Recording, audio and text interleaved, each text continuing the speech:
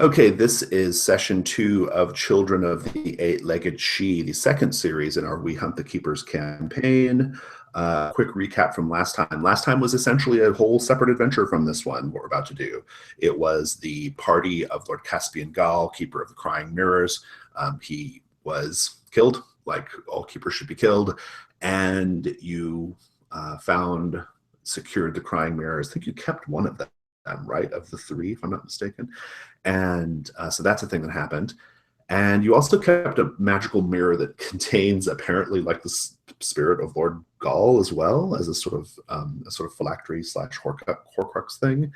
And so that was kind of it. It was mostly just a session to kind of see the new group in action together, in addition to kind of planting a few little plot seeds that we can kind of play with next time. So we are essentially, this is kind of like a whole brand new thing today, right? As I explained last time, this series is basically in 2 parts, and this is the beginning of the second part, the trip to the woods of the Grey Rangers, and then spending time with the Grey Rangers. Before we get going, I want to just open up the floor to all of you to discuss flag opportunities, things that you might want to hit on as we play. We're going to start with an Undertake a Perilous Journey, my custom procedure for Undertake a Perilous Journey, which is a bit drawn out, but I think you've all played with me and done it before. But we're going to have lots of like opportunities for camp scenes and things like that, right? Traveling scenes. So be thinking about that. I'll open up to you guys though, if you have any thoughts about like your flags, about things you'd like to explore from the fiction before that's a little unresolved, that kind of thing. We'll just take a few minutes to do that. The only thing I can think of is that mirror knows my like secret kind of thing now. Remember we like sort of had some dramatic tension where the person in the mirror is the person that died, so they know that the Shadow Court like envenomed them and stuff like that because they looked at the root. Yeah, they saw that. They saw the message that had been scrawled on the ceiling, right? Right. And then as soon as they were like about to tell somebody, we were like, that's when we cover it up, right? Right, yeah.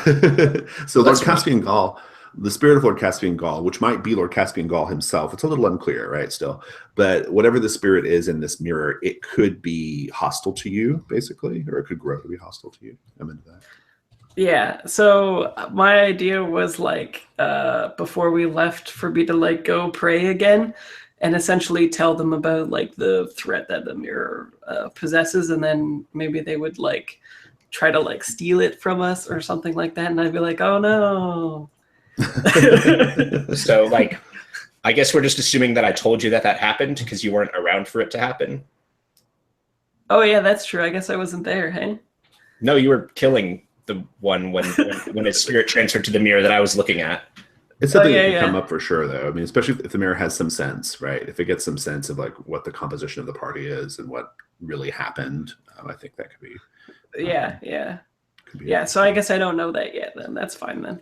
Yeah, I think it's out of character knowledge for sure. Anything else? So just to remind people, my flags give me a chance to overcome the expectation of my size, and give me a chance to fit in with those outside of my tribe. Remember, I've been exiled due to a murder, my sister who was murdered, and the spirit resides within my daggers.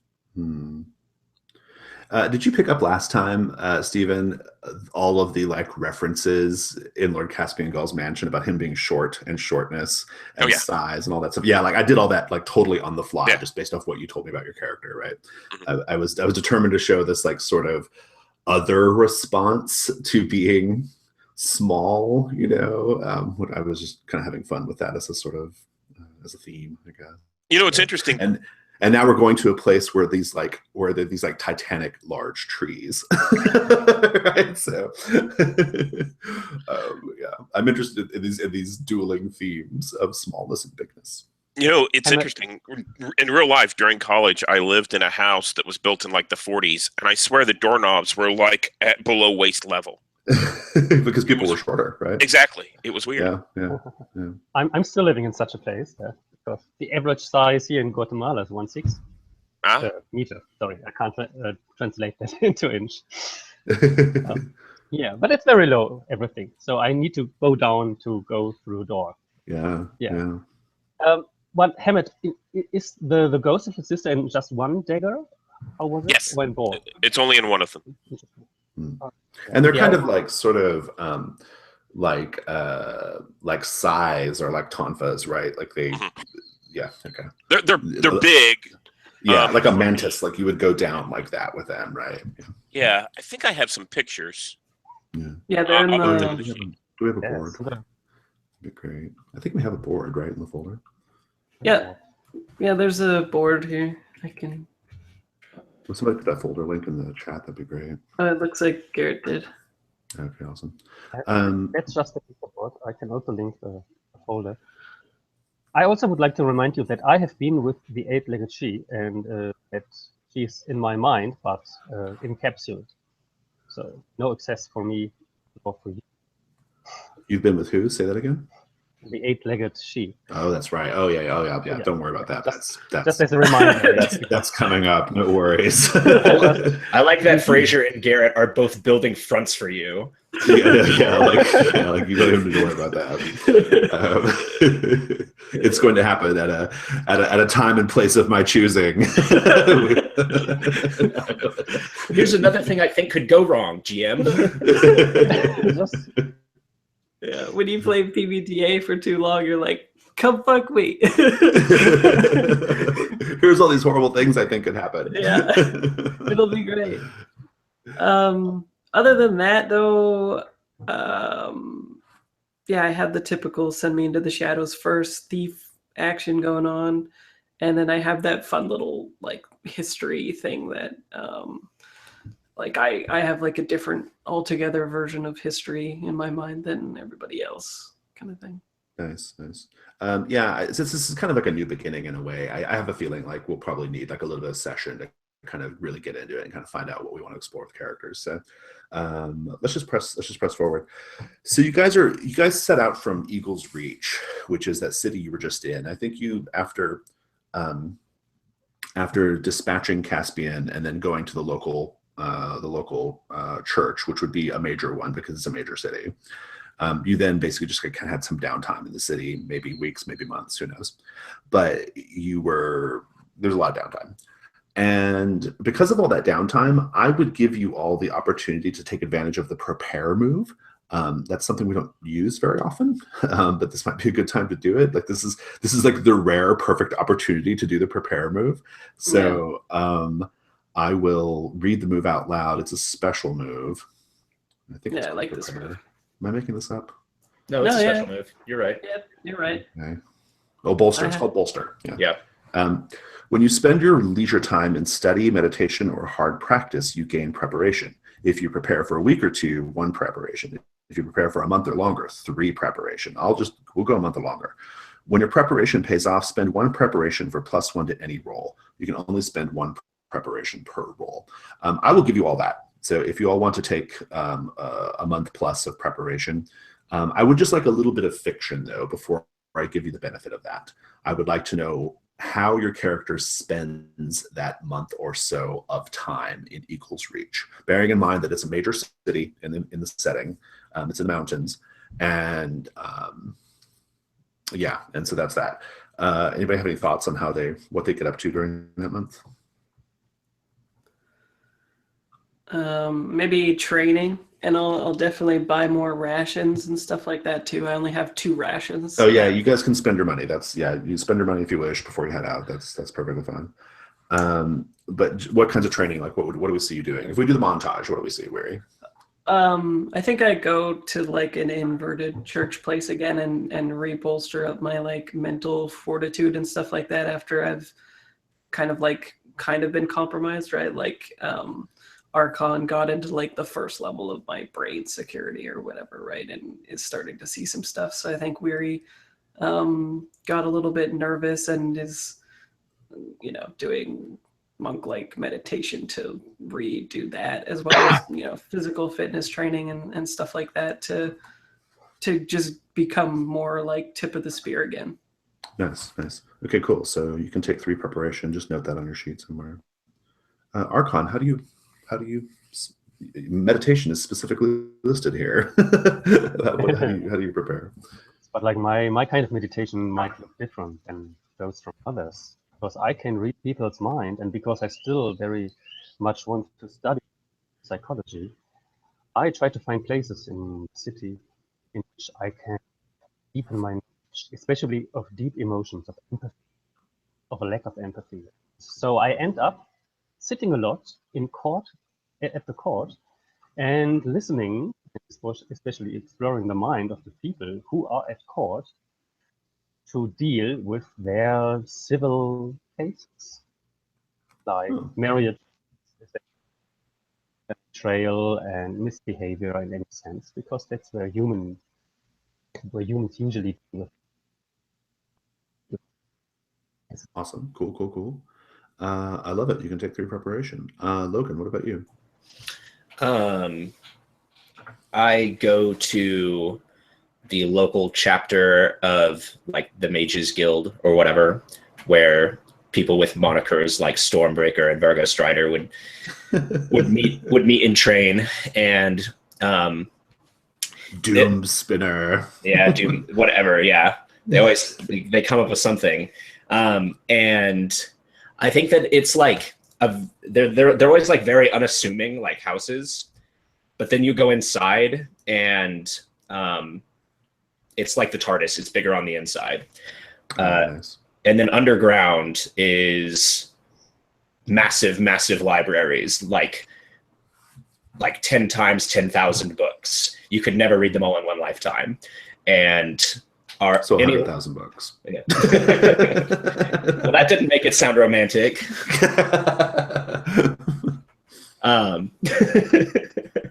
But you go I go downstairs and there's all kinds of unnamed people.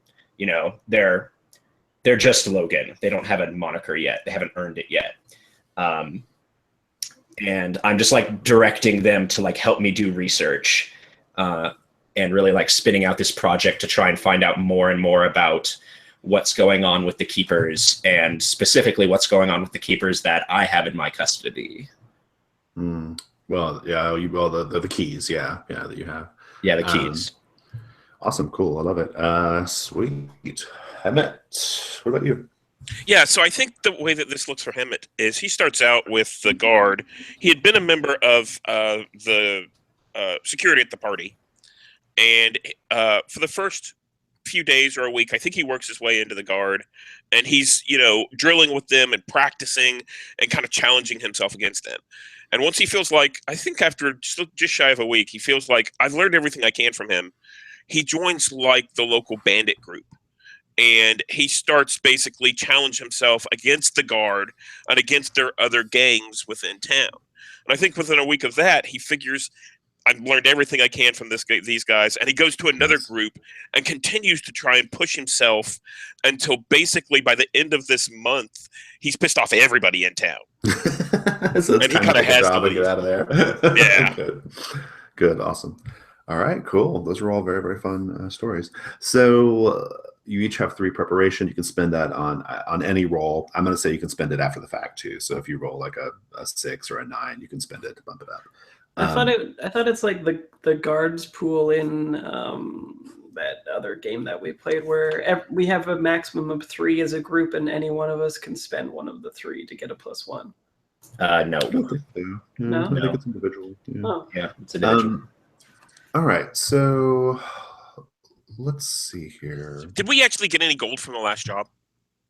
You did, yeah. You always get paid 200 coin each. Okay. That's always the pay. Wait, so we got an additional 200 coin for killing the last year? Yeah, for Caspian Gaul, yeah. Oh, neat. Yeah, so if you guys want to take a minute to spend that, I'm going to go grab some coffee. If you want to take a minute to spend your gold on equipment and stuff, just use the list prices in the book is fine. That's a lot to carry, 200 gold. Need to spend that. That's why I got a cart and donkey. Yes, that makes sense now. Oh, would you mind carrying my gold? Yeah, we can keep whatever with the cart and donkey. It can carry a lot. Yeah, because as a new character, I was down to 0 gold. And I'm like, I'm gonna have to bum food along the ride. Nope, you're good. 200 gold's a crap ton. It is. Except when you want to buy healing potions. Or Yeah. scale mail, which is just really expensive for some reason. Or God forbid, a hunter's bow.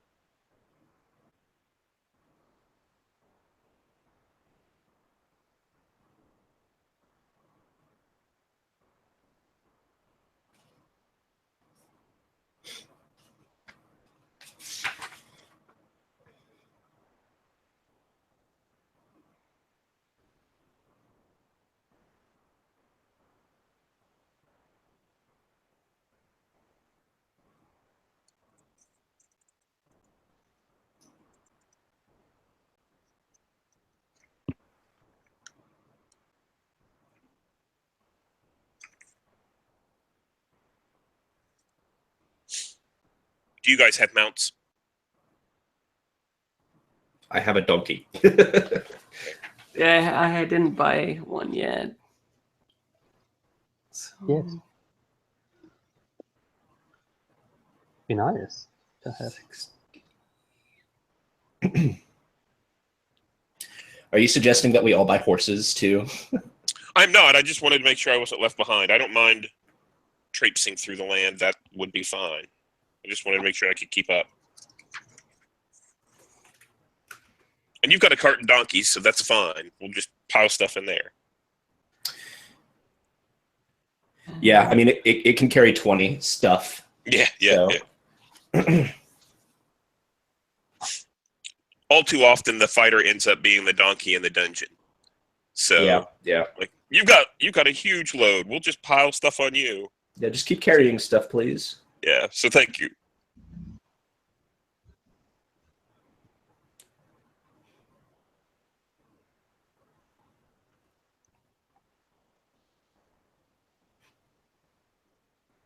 do you think 5 rations is enough? I don't know. I'm carrying 11, so Okay. Okay, maybe I'll go 6. I don't think I can carry that much stuff. Is the problem? you can leave it with Jack. Yeah. Okay, maybe I'll. Or you could get a horse, and then you A get horse. to name it. Then you get to name it. Huh? How much is a horse? 75 gold. Oh, that's not too bad. Yeah, I'll just do that. So 75 and dungeon rations. I got 24, which is another 100. So you all buy horses now, right? And I should also do. I mean, it's kind of I kind of like it. It's kind of fun. You get to name your horse. Yeah. then Jason gets to kill our horse, and we feel I'm sad. more intrigued. Exactly. One. There's something called personal feast. That's more attracting to me. Yeah, well, it's more gold though. And coins only. Going for a personal feast. I bought a personal feast for my animal And- companion pigeon one time.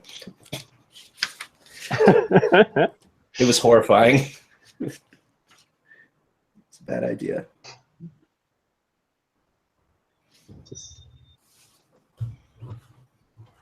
Yeah, I interpret the personal feast as all specialties from the town we've been in. Basket.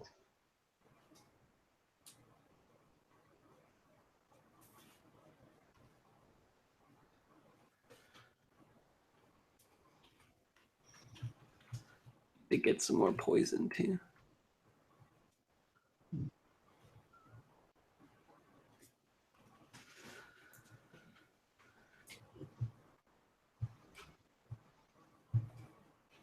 Is poison just under equipment? I think so. It's under 329 is the page. Okay, thanks. I have it under 327 for me. 27? 327, yeah. For me, it's 328. It's pretty And the weird. page number of the book or the PDF? The page number of the book is 327. The PDF is 328. Okay. Okay. Because of the cover. Probably. Yeah. Oh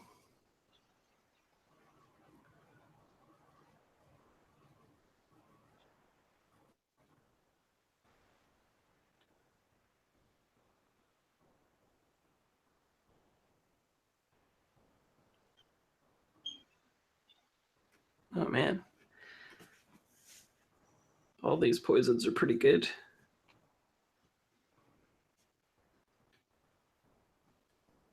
Yes, it's a word for a ring around your neck. Something you wear around your neck. I guess so. Collar? A collar, right? Mm-hmm. It's The for one animals. ring. Yeah, the one ring around. Yeah, Yeah. a collar. That sounds good. 10, 30.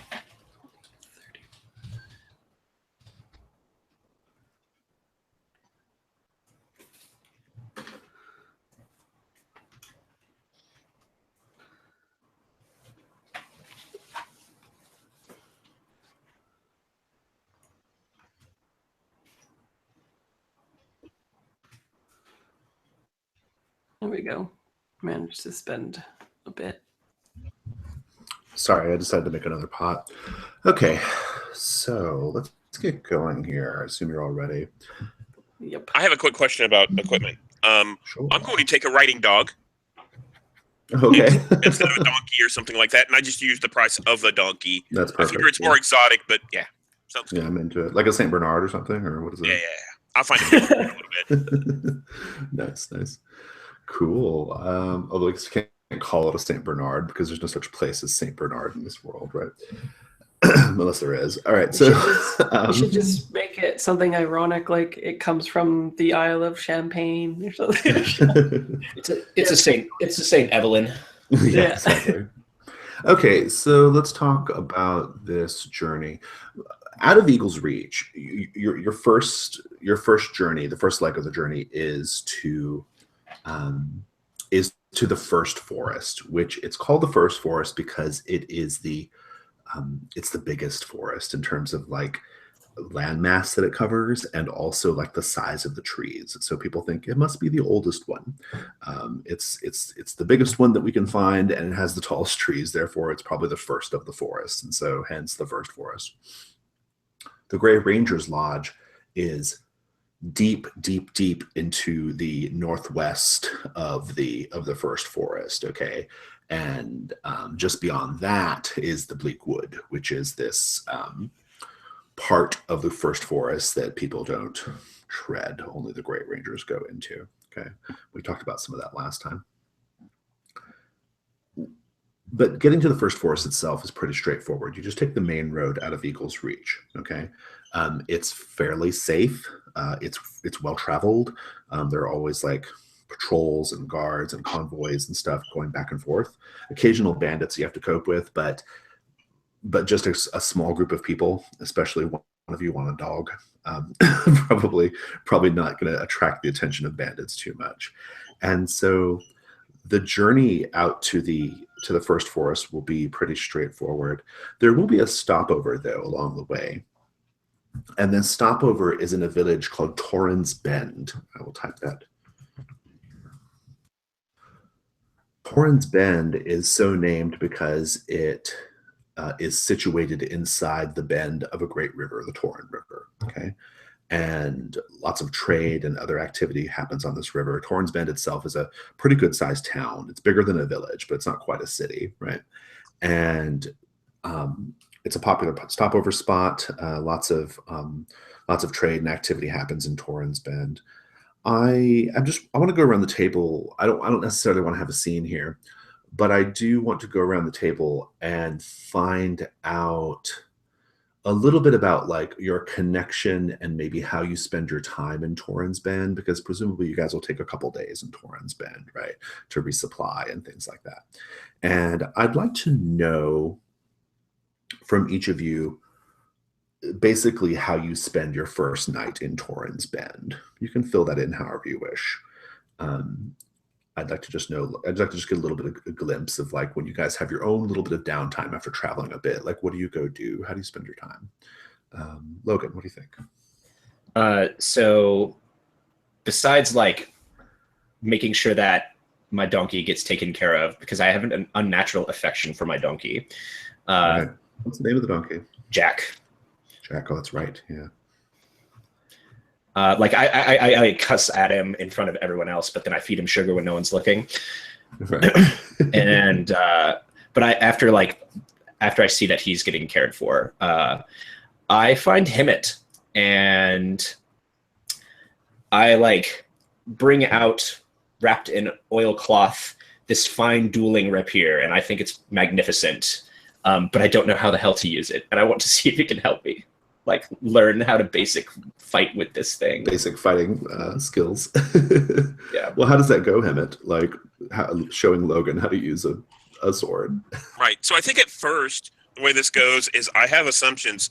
You know, where I'm from, everybody, you know, gets a basic level of fighting. So I expect that he can handle himself a lot better than he really can at this point.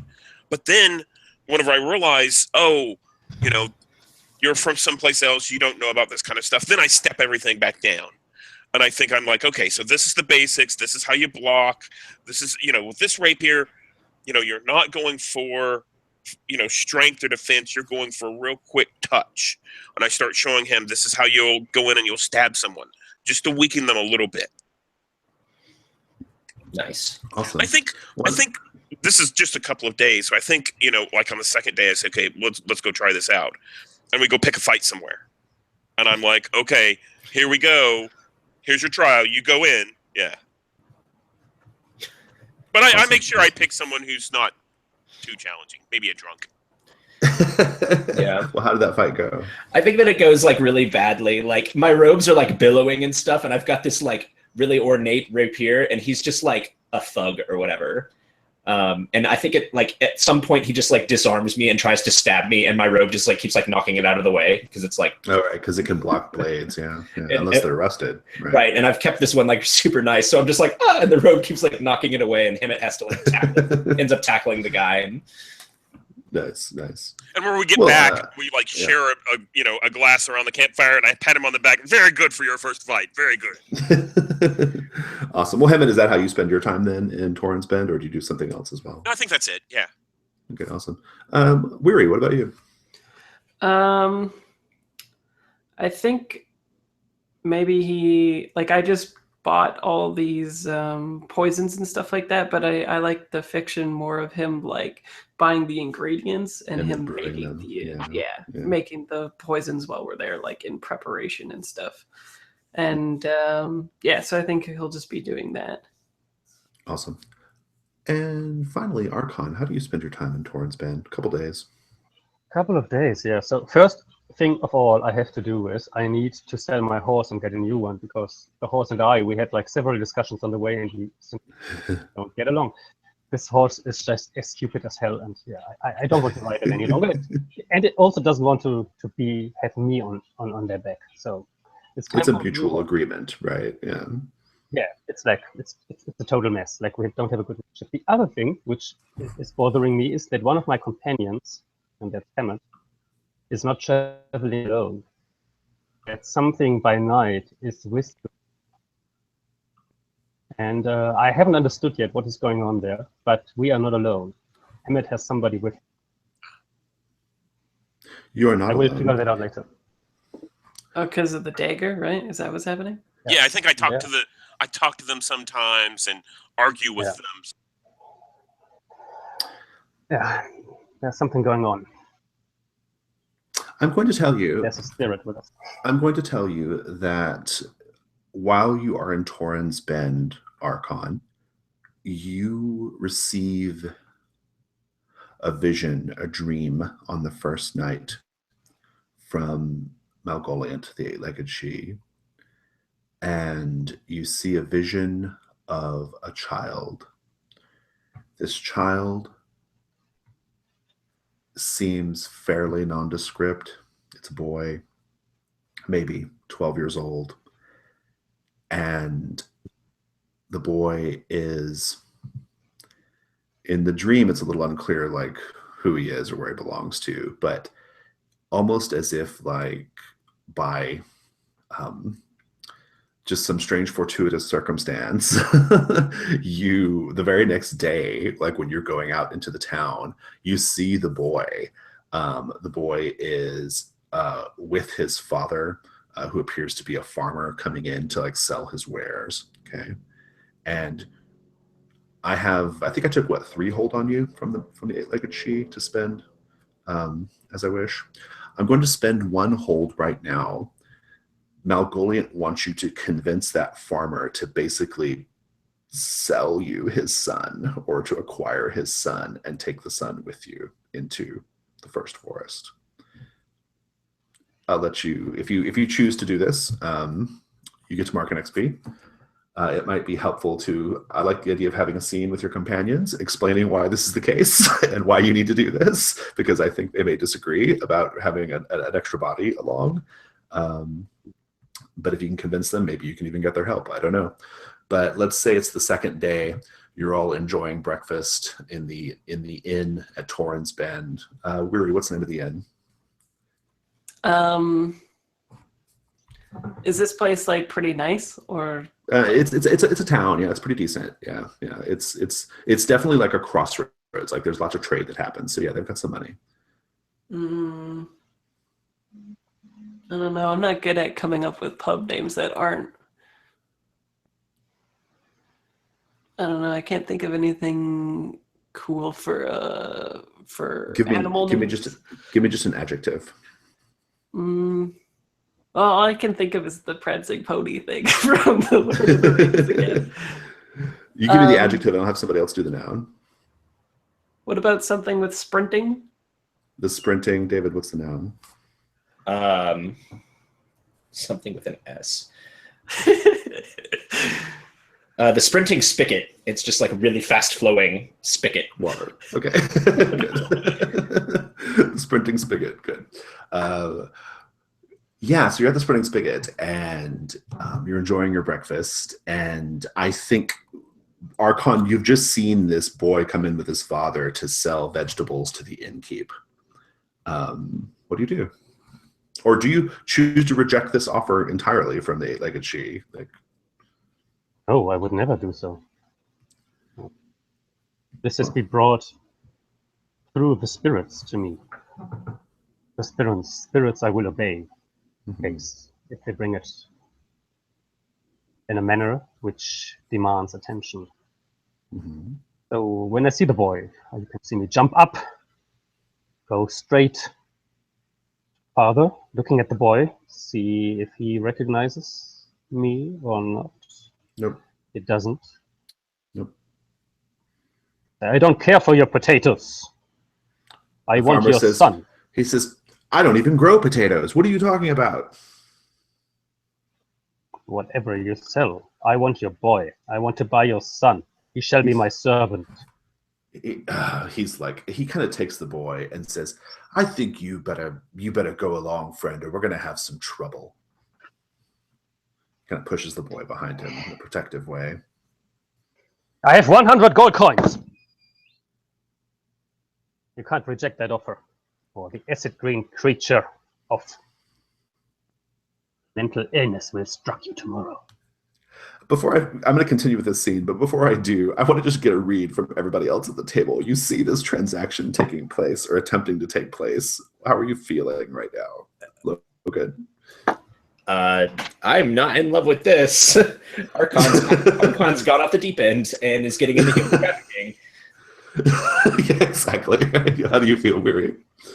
I think exposed, right? Like calling too much attention to us, and Also, yeah, Archon is being bizarre. Hemet, how do you feel? I don't think Hemet shows any, visible sign of surprise because a lot of things that happen are foreign to him. But he leans True. over and says, it's not okay to buy people. So I think he leans over to Weary and says, I don't think it's okay to buy people, is it? It is not the done thing, Hemet. The farmer sees your sack of 100 coin. He hefts it in his hand, and he leans in close. He pushes the boy away so the boy can't hear, and he leans in close to you, Archon, and he says, how long were you meaning to keep him? I need him for this journey. I will take care for him as good as I can. I will return him if possible. Like a torchbearer or someone to help you make and break camp, right? He will be my personal servant, but once in a while he will also serve one of my fellows. Appearance will not be touched. Don't be worried about that. Roll parlay. This is so weird. Well, I can look deep into the heart of that person, and then my parley roll is supported. Well, would look deep. How does that work?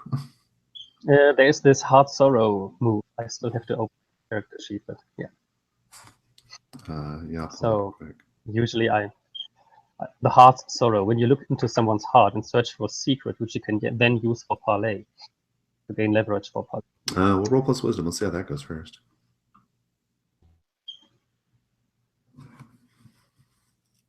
So I roll wisdom.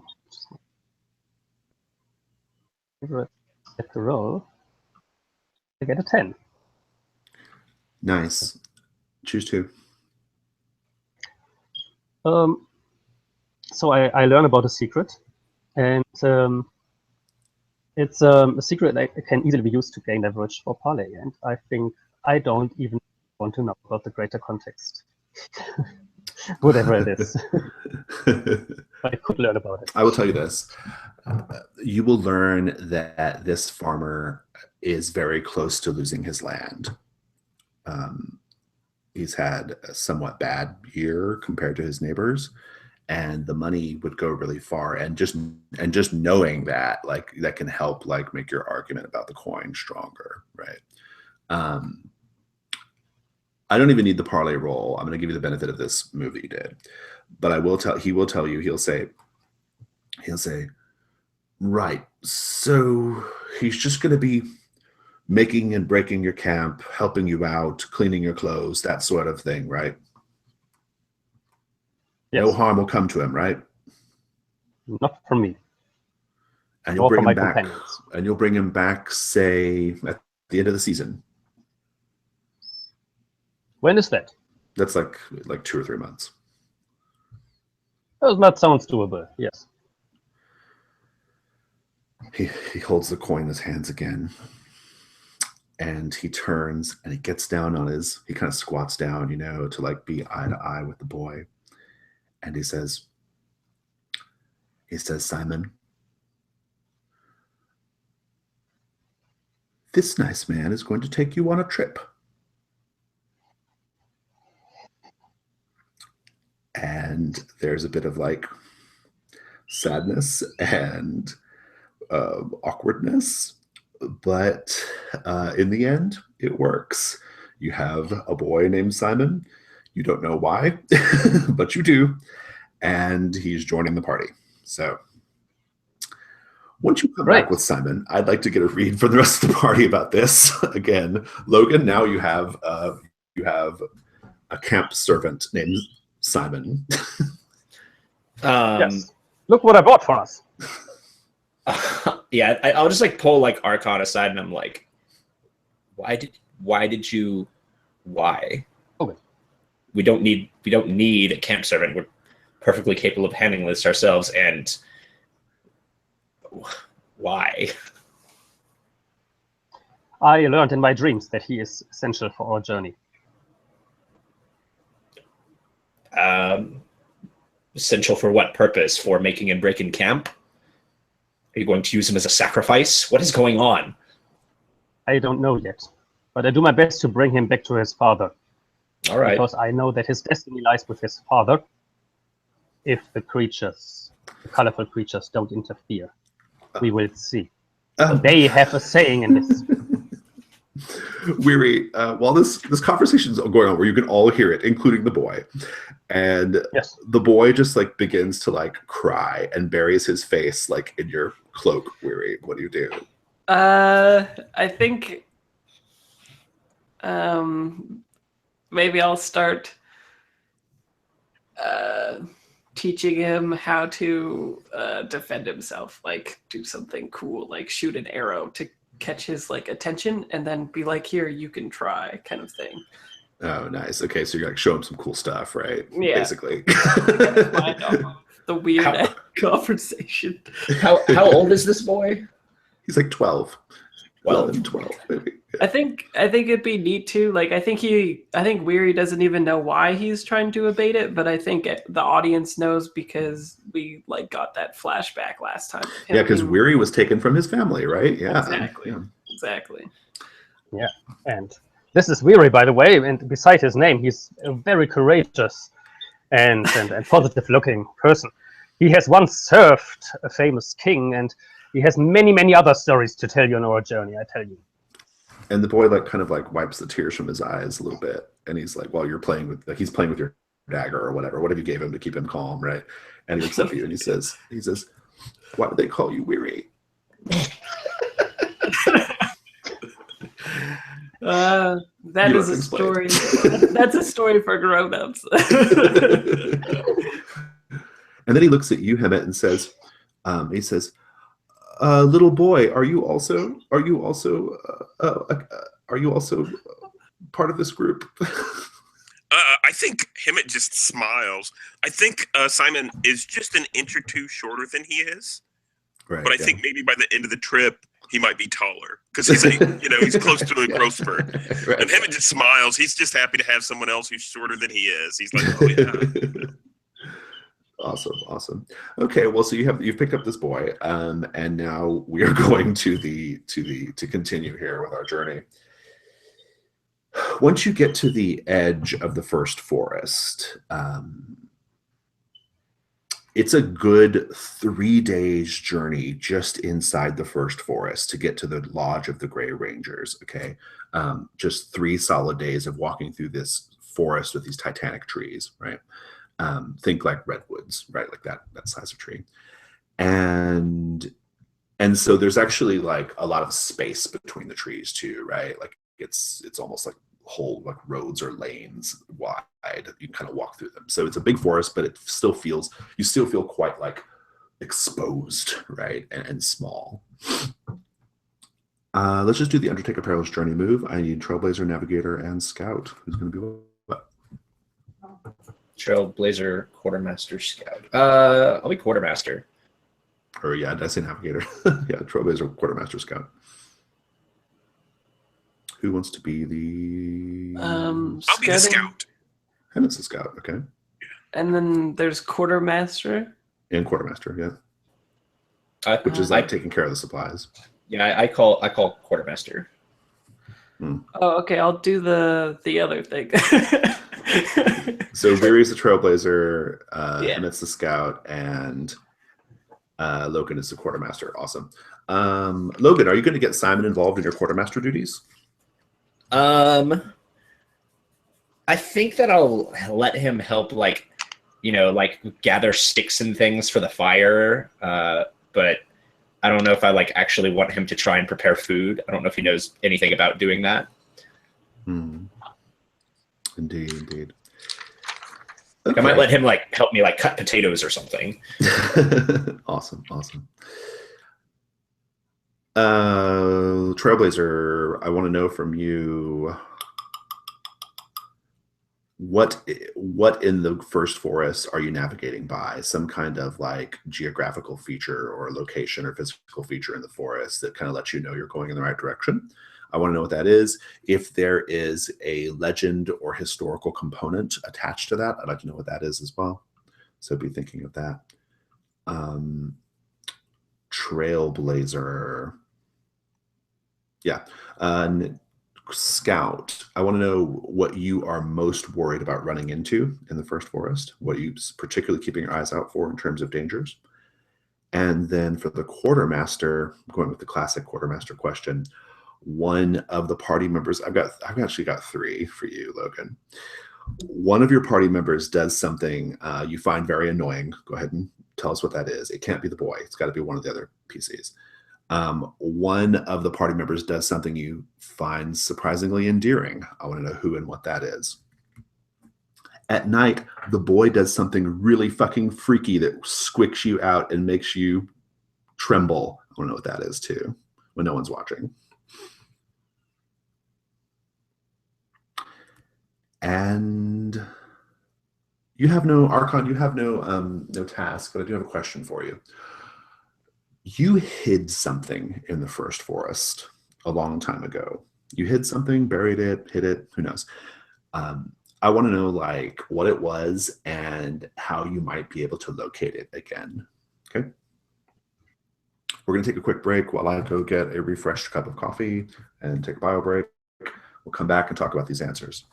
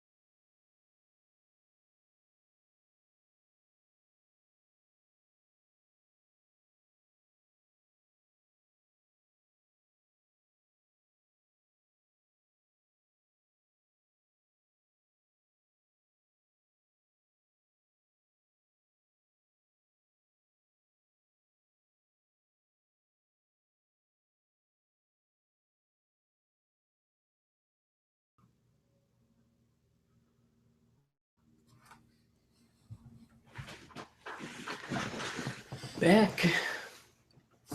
Indeed.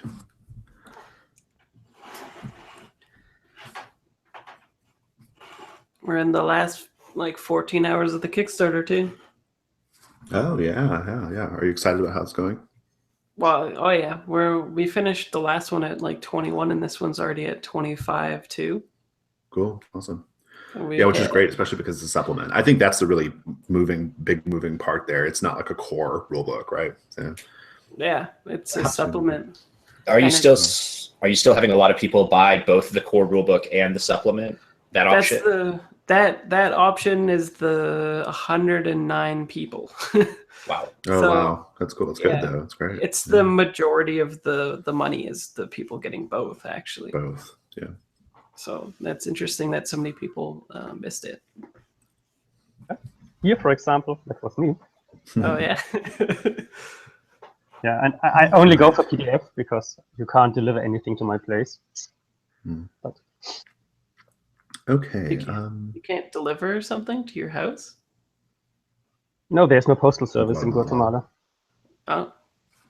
Oh, Strange. The digital revolution begins now yeah. in Guatemala. All right.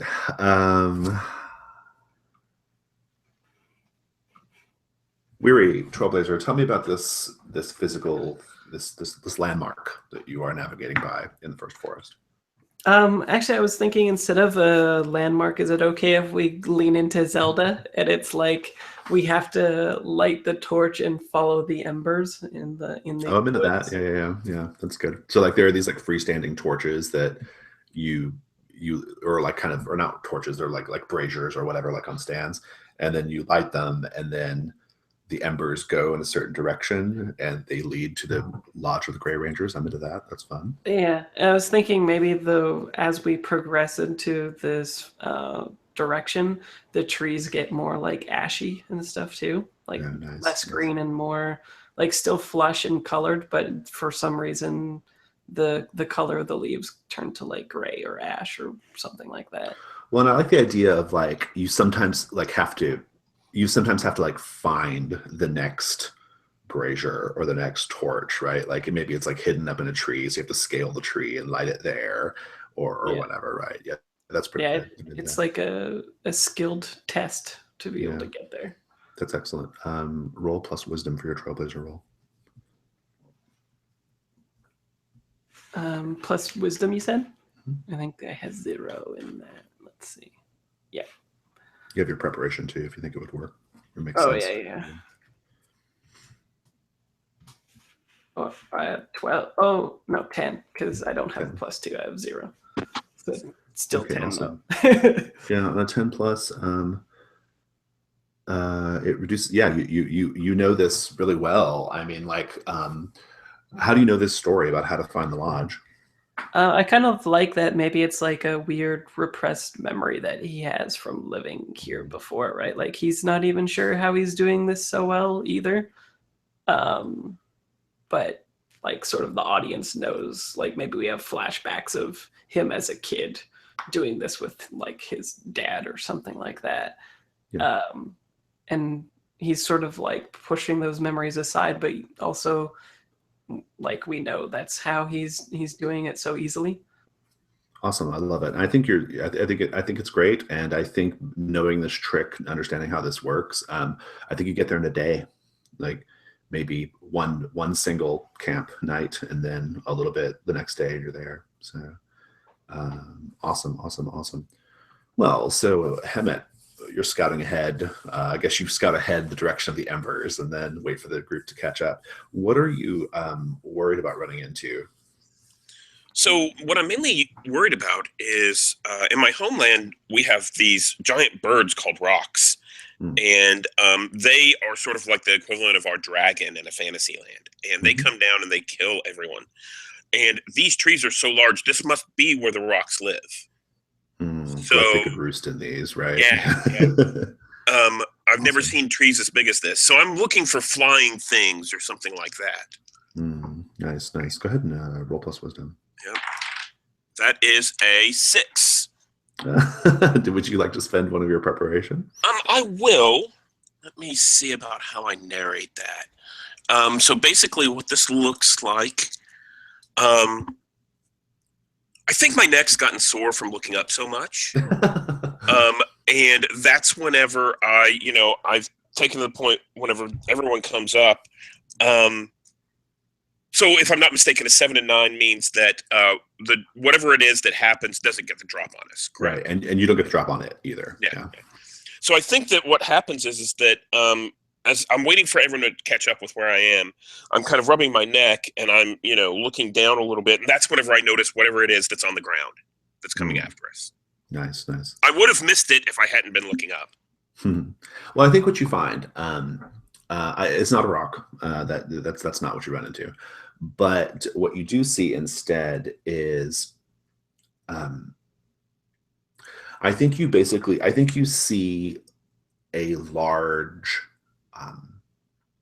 like a large razor boar. Okay, like a massive boar. Like it stands like as tall as your shoulder, right? Like it's that tall, and it is covered in like large, like thick, almost metallic quills, but not quite metallic, but they're very sharp, and big razor tusks, right? And I think you're aware of it. It's aware of you. Maybe it's circling the area, keeping an eye on you. You're keeping an eye on it. You can pass with no. You can pass and not. You can slowly slink away, basically, right, and leave, and then avoid this thing's territory, or you can try to hunt it. I mean, it would be quite a prize in terms of bragging rights. It would be quite a prize in terms of the physical components you can take off of its body, and including the meat and other. Is it like a challenging thing that Hemet sees because of his size and stuff too? Like, it's not a bad idea. I mean, like, I even like the idea of Weary. Do you want to push on that for flag purposes? Like, maybe you kind of like sneak up, or maybe you kind of walk up and you see Hemet watching something. You see him watching the boar. We should have that scene. Yeah, maybe like Hemet goes to like take a leak or something, and I'm in the tree up there, and I sort of like do the eyes pointing to the boar thing, and then I like sort of whisper down to you, and I'm like, I'm sure we could. I'm sure it's no match for you, Hemet. Hemet kind of looks back, and this would be the equivalent of like a human taking on a bear or something like that. He kind of smiles a little bit, and he says, this thing is ferocious for any size person, just so you know. Like, it's not just you, right? Yeah. But he kind of looks back and he smiles and he says, do you want to dance? This might be, we might have bacon in the morning. Wouldn't it be great to show up to the Rangers with bacon? Yeah, let's see. That would be something. They are thought to be a very grim, hard people, the Grey Rangers. Oh, that's a good point. So I think I'm going to turn to Logan, and I'm going to say, we can kill animals in this forest, right? It's not forbidden by the Rangers, is it? Is it something that I would know? Oh, no. I just point that out because I'm a foreigner, right? And then I think somebody's got to know, right? You have all these books. So make something up. GM, can I just make something up about the forest? Yeah, it doesn't matter. I mean, I will tell you out of character, the Rangers don't care if you kill things. Okay. Yeah, I'm like this. It's not the king's. It's not the king's lands or anything like that. It's no problem. It's free game. What did you find out there? I found breakfast. I think I'll egg you on by saying like the Grey Rangers probably wouldn't expect that someone of your stature could land something so big. That's good. So yeah, I think that I'm totally gonna go after this boar. Yeah, he said that he found breakfast. He said that he couldn't handle something so big. I think he's just going like egg snatching, and I just shrug my shoulders and like wander back to camp. Like he has to climb a tall tree to get the eggs, and you're like, oh, whatever. Awesome. Anybody going with you, Hemet, or are you going by yourself? Anyone can come if they want. I think the boy should come, maybe to just watch. Yeah, like I like the idea of the boy and I finding like a good perch on a tree and us shooting arrows at it or something while Hemet takes it on. Well, I'm into that. Yeah. Especially Yeah. like if it gets spooked, then we can hit like an arrow where it's going to spook it back and stuff like that. Yeah, Yeah, and so you can climb up to a low branch and and the branches are quite thick and can support you, so you can kind of like do that. Yeah. Yeah, I think I just like tousle the boy's hair and like say something really confusing because I still think that it's eggs. Just like, you make sure you bring them back for me and don't crack them. He's like, okay. Simon can go with Weary. It's like they have a spirit link, so they can go. Spirit link approved. Archon, what about you? Are you gonna just like hang back at camp? Well, I'm waiting still to find the Reddish River. There's a little river which has a little red color, and because that's the hint to lead me to the thing I hit. Yeah. Well, so what did you hide? Maybe you can be doing this while they're doing the boar. What did you hide in the forest, and why might you try to get it back and such if you want to? What is it? Well, it's like it's not a very beautiful story, I have to admit, to my dear fellows. It's like once upon a time I was there with a group of Grogers. I was a young dwarf, and so they didn't tell me why we were there, but we met a tree, and the tree was once upon a time a wizard. And we knew about the magic power this tree has, because it was once a wizard, and so we drank the resin from the tree, giving us extra power, and that turned into a permanent food. That's the reddish color from the river. Oh, interesting. So you would like to go drink the resin again? Or heal the tree. I don't know yet. I need to get in touch with the spirit of the wizard. I'm much better equipped than I was at that time. Maybe I'm not that evil. They were. Do you take anyone with you, or do you go by yourself? I would like to take Logan with me, because the wizard belongs to his school. So if he has time, I would take him with me. Maybe the wizard's name is I was about to say Brendan, but that's like Brendan Rivers, which is like the three-eyed raven, which is a character in a tree in Game of Thrones. It's a little too close. Yes. So instead, let's go with Brandon Barkbender. Yeah, I was gonna say like Barkbender or Strong Roots or something like that, right? Yeah. I like Brandon Barkbender. That's pretty good. Yeah. Yes. Do you have that conversation with Logan? How does that go? Logan, would you like to join me to see another wizard who is living here in the forest? I've probably heard about it, and I'm down. Like, is he living still, or is he like has he like screwed up some magic and he's a tree now? That's exactly the one. Yes. Well, it's one or the other. He's a tree now. Yes, that's that. Yes. So he is a tree now. Okay. Okay. Yeah. He's a tree now. Oh, all right. Yeah. Yeah, I'm in for that. I'll go with you. All right, awesome. So you guys are gonna go try to find this tree. It's presumably nearby this little red brook or whatever that you're following. And the rest of the group is going to hunt this boar. Let's talk about the boar. So Hemet, Weary and Simon have climbed the tree. You see the boar in its little stalking ground there. What's your approach here? What are you doing? Yeah, I think that the way this looks is I'm on Ambrosia, my riding dog. Yes. And as we approach, this is kind of a test. I want to see how the boy handles, a fight. I want to see how my new dog handles a fight. Mm-hmm. So I kind of ride the dog in and get right to the edge of the boar's territory, kind of where it's kept its line, and it kind of perks up and it kind of gets into a defensive stance. And then I think I step off the dog, and the dog kind of backs away, or does what it's supposed to during its training. And the boar just kind of goes back to rooting around a little bit and doesn't really see me as a threat. So I think that's whenever my tactic with the boar is going to be to keep at a distance so I can see if it starts to rush me, and run in and stab it and come out, on the other side. So kind of do strafing runs. Okay, I'm into that. Yeah. Let's just do a hack and slash. Awesome. Oh, that is a 4 plus 2. Might be a good aid opportunity, actually. That might be what what Weary and Simon are doing, right? Okay. Yeah.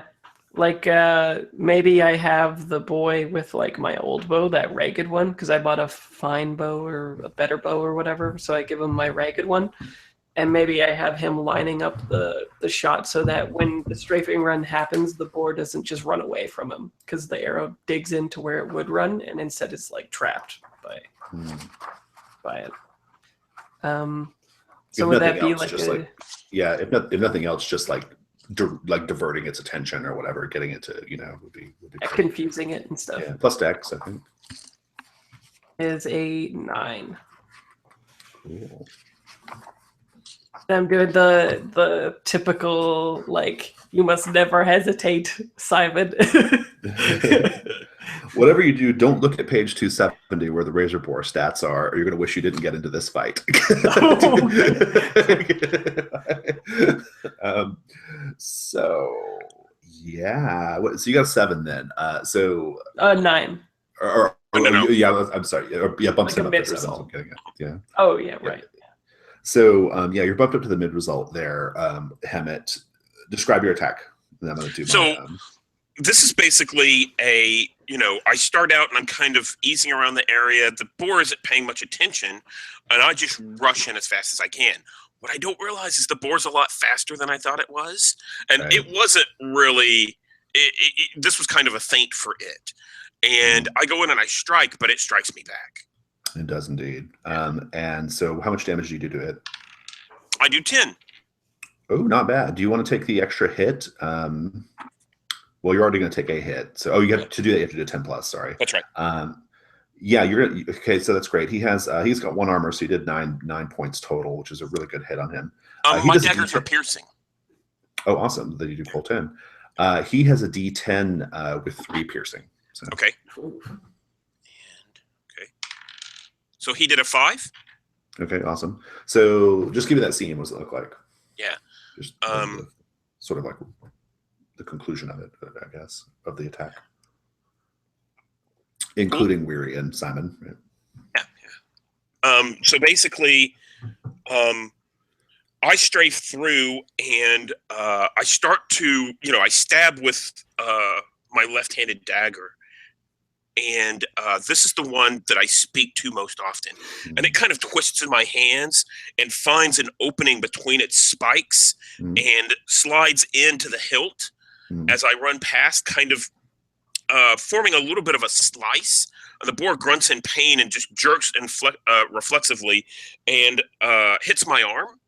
And this scrapes through my armor because it's not well armored there, and basically leaves a large gash there that I start to bleed from. Nice. I've actually got messy tags too. I think I think it just like, I think it hits like a part of your arm, and your arm's just like squirting out blood, like it's really gross. He takes a big nasty chunk out, right? Awesome. Let's cut back to a more pleasant scene of Logan and Archon walking down the river. This would be a great opportunity for one of you guys to hit a flag on one another, right? If you can kind of frame it up or set it up.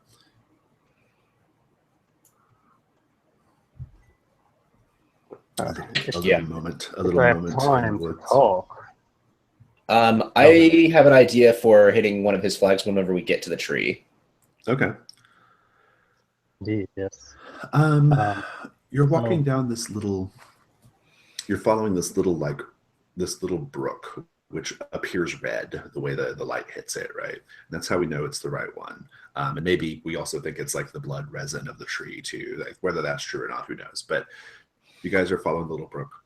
As you get a little closer and closer to this part of the forest where presumably you're going to find a tree that is Brendan Barkbender, what do you both see that lets you know that this area, this particular area of the forest, has been influenced heavily by Brendan's magic, like the way Brendan like operates and works magic in the area? Like, what do you see that lets you know that that's in effect? Logan, any thoughts? Well, his tree like is surrounded by these massive, massive trees, but all of these massive trees are like bent around one another to form a structure that his tree is inside of. Oh, nice. Okay, good. And his tree is smaller, right? It's not quite like the huge, like redwood, size. Okay. Awesome. It's not clear if the trees are protecting him or if the tree is protecting himself from the influence. Random. Interesting. Just a cover. So what do you see then, Archon, that lets you know that this area has been affected by Brendan's magic? Seems that his stream of thought has influenced the growth of some of the smaller plants there. So when you look at like bushes and so on, you can see like that I don't know how to say that in English, the green on the ground is sometimes there's the shape of magic, a magic alphabet, like hieroglyphs, so on. I'm asking Logan, can you read this? Is that something identify? And I'm like the moss or the heather, I guess. Moss. Yeah, that's what. Yeah. I'm like nodding along. I'm like, yes. It's Brendan Barkbender is an object lesson to all of us. He is one of the first stories that we tell new acolytes, that the dangers of letting yourself flow in the magic too deeply. What if I could? I would release him. He's been trapped here for time out of mind. And I think that like whenever we actually get to the tree, like I'm like standing like very still and very quiet and like crying. And if Archon wants to like touch me and gain access to my mind, he can probably experience some empathy. I'm into it. I'm going to cut away. I'm into it as well. Yeah. So, so back to this little fight. So the boar. All right, Hemet, you gonna go in again? No. What I'm gonna do is, I know the boar's wounded, and it's pretty good, and I'm gonna basically stand on guard while I bind up my arm a little bit, because this is bleeding quite a bit, and I know that the gash will weaken the boar, and I'm just going to kind of skirt around as it's, running around, avoiding it while I bind up my arm. Defend. Yeah, you can roll defend. Oh, yeah. Okay. Standing in defense of yourself, right? It counts. Okay. So that's a 7+. Awesome. How many hold do you get on a 7? I think I get 1. Let's see here. Yeah. Well, he charges you. What do you do? I'm gonna basically quickly roll out of the way into another position, off to the side. Okay, awesome. Let's see here. If you want to just spend the hold, I'll let you just avoid the attack. I think that's probably fine. That's exactly right. This is me going off to the wounded side where he might not be able to respond as quickly. Right, nice. Well, he's kind of opened up then. Maybe even like it's I don't know, like let's just say he's like the boar's a little opened up. What would you do, Barry? Yeah. I'm wondering, is this something that Hemet wants to do himself though, or? I think that's your choice. I don't really think so. No. He seems to be completely fine with someone else. He specifically asked the boy to come along to see what it was like, and you coming along is fine as well. So you can help if you want. It's just if you want. Maybe while it's like doing its strafing run on Hemet, then I'll use one of my throwing daggers on it. Nice. Roll volley. Ollie is. I'm assuming it's Dex, eh? Hmm. Let's see. Roll 8. So yeah, preparation wouldn't help. And let's see, choose one. And you can't choose ammo. You have to choose one of the other options. Yeah, because it's gone. I'll be placed in danger. I don't mind that. I like it. You're going to get shot off. Roll your damage. My character class is a D6, is it? Hmm? Yeah. Oh, maybe a D8, actually. I think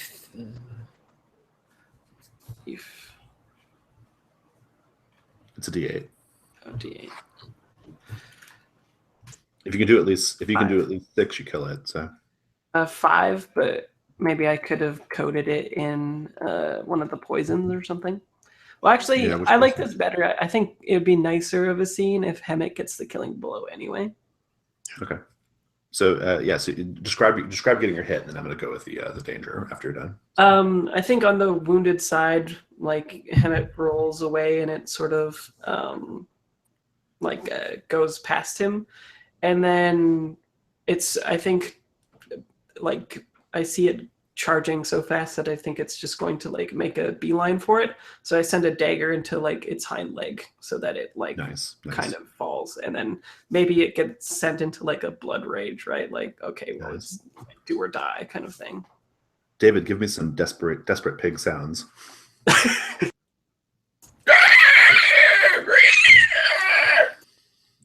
Awesome. You're like a soundboard. I love it. A soundboard for one sound. a single pig noise. Awesome. Okay, good. In order to get your shot though, I think you have to kind of like go out to a slightly narrow part of the branch, and you get your shot, and you're really excited about getting your shot. And Simon even Simon kind of is like, yeah, and he kind of like jumps a little bit, and he kind of like makes the tree branch quaver a bit, and it causes you to lose your footing, and you are now hanging onto the branch but with one hand. And you're a little high up. It would be a nasty fall. We'll cut back over to Hemet. We'll get to Hemet in a minute. Let's cut back over to the river and the tree.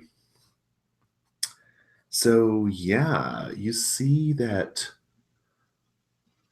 he's crying. He's upset. What do you do, Argon? I put my hand on Logan's shoulder, but I refuse to go into his mind, but I want to be with him without entering his mind. I take you strongly into my arms, and I mean, it's difficult for me to reach up there because I'm a dwarf, but I really try to hug you close, because what you feel, I somehow also feel. There's something. I'll even drop to a knee and like just openly weep on your shoulder. Yeah. And I think that I actually like tell you the story of how it was like a near thing when I nearly was lost in the magic. I nearly got consumed by my own magic. And like I conveyed to you like how like terrifying it was, and how like when you get stuck in your magic, it's a perpetual thing. Like you don't die, you get trapped. And that brief moment of terror before Isabella pulled me out, I can't imagine how it's been for Brendan all this time. Took the final step, transformed into the magic he only used to use before. So here we are. What do we do now?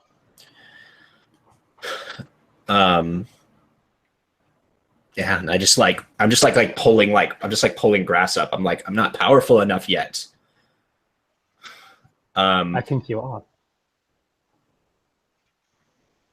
And I just like shake my head, and like tears still coming down my face, and I'm like, no, but I vow that when I am, I will come back, and I will free him. You can do something already for him. He has a pain for 50 years already. Something my people brought to him. There's a wound he has. I think you will be able to heal that wound with your magic.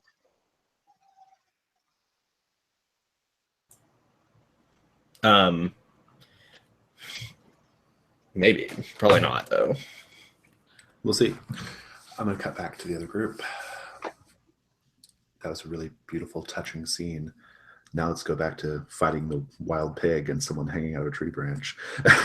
So, Weary, you're presently barely hanging on to, like, your glove is like, you're kind of slipping a little bit. Simon is there. Hemmett's too busy to help you. Yeah. Do you call out to Simon? What do you do? That's interesting because usually he's all like, I have to do it by myself because I'm like the Shadow Court guy, and we were taught that we have to rely on ourselves and stuff like that, right? So I wonder if it would be a moment where he would just give in to like what the Shadow Court taught him or something. Yeah, maybe he just like looks at Simon and he's like, remember your mistakes, and then he like falls. As you turn to look at Simon, the moment before you let go and fall, you see Simon looks like really shocked, and his eyes are wide, and his mouth is agape, and then there's a big fucking spider crawling out of his mouth and crawling all over his face, and he doesn't even seem to be aware of it. Whoa, so he's just staring at me like as if it's a normal scene kind of thing? Yeah, he's just staring at you like in shock, like he doesn't know what to do. And meanwhile, there's a spider like crawling out of his mouth and crawling over his face and head and nose. And then you just drop. Yeah. Yeah, you drop. You take a hard fall, 2d6 damage, no armor. Unless you want to try to like roll into that or something. Is this part of your training? Yeah, like maybe because I am never surprised, I can try to do that or something. I'll give you a dex roll to minimize the damage if you want. Let's see. Got an 11. Okay, I think you're still going to take 1d6, but you'll roll into it. Go ahead and roll a d6. 5. Okay. What does it look like? I think like I get shocked by the boy's spider thing, but then I recover quickly because of my alertness training thing. I can't remember what the actual thing's called, but it's basically alertness, right? Mm-hmm. And I think the tree is so tall that there's like another sort of canopy. Mm-hmm. And so I just sort of like twist my body so that I careen off of that, and it sort of like breaks some of the fall a little bit. Yeah. Good. Hemmet, the boar's nearly down. It's like it's on one back leg, but it's still swinging its tusks around. It's still incredibly dangerous if you get close to it, right? What do you do? So I think that I feint to its good side, so that it kind of lunges in that direction while I quickly change course. And I go back to its injured side where it's kind of got its back leg is a little bit hamstrung from the dagger. Right. And that's whenever I, feint over to that side to strike a blow. Nice. Hack and slash. Yep. 7. 7. Okay, awesome. Go ahead and roll your damage on it. Yeah. That's 10. Okay, that'll kill him. He does D10 to you. Okay. And that is 4. Okay. Just give me the scene. Finish him off. Yeah. So basically, since my left arm, the one I hit with first, is kind of dangling off to the side. So basically, I think that I'm kind of protective of it, and I come in with my right dagger, and it's on its injured side, and I open up a vein where the dagger, close to where the dagger was in the back, so that it basically starts to bleed out, and it's not going to last very long. Nice. But in doing so, it's able to twist around quickly enough with its tusk, and it's able to pierce my side. So I kind of, it's on the same left side, and I'm kind of, immediately let out this woof of air, and so. Nice. David, give me a dying pig noise. A dying pig noise. I don't know.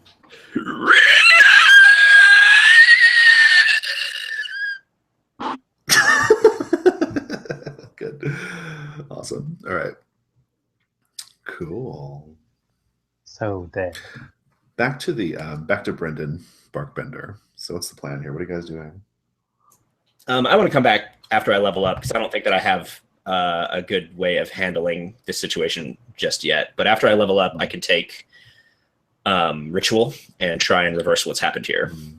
I will tell you that's actually perfect because Brendan is a place of power, right? So his like construct there or whatever.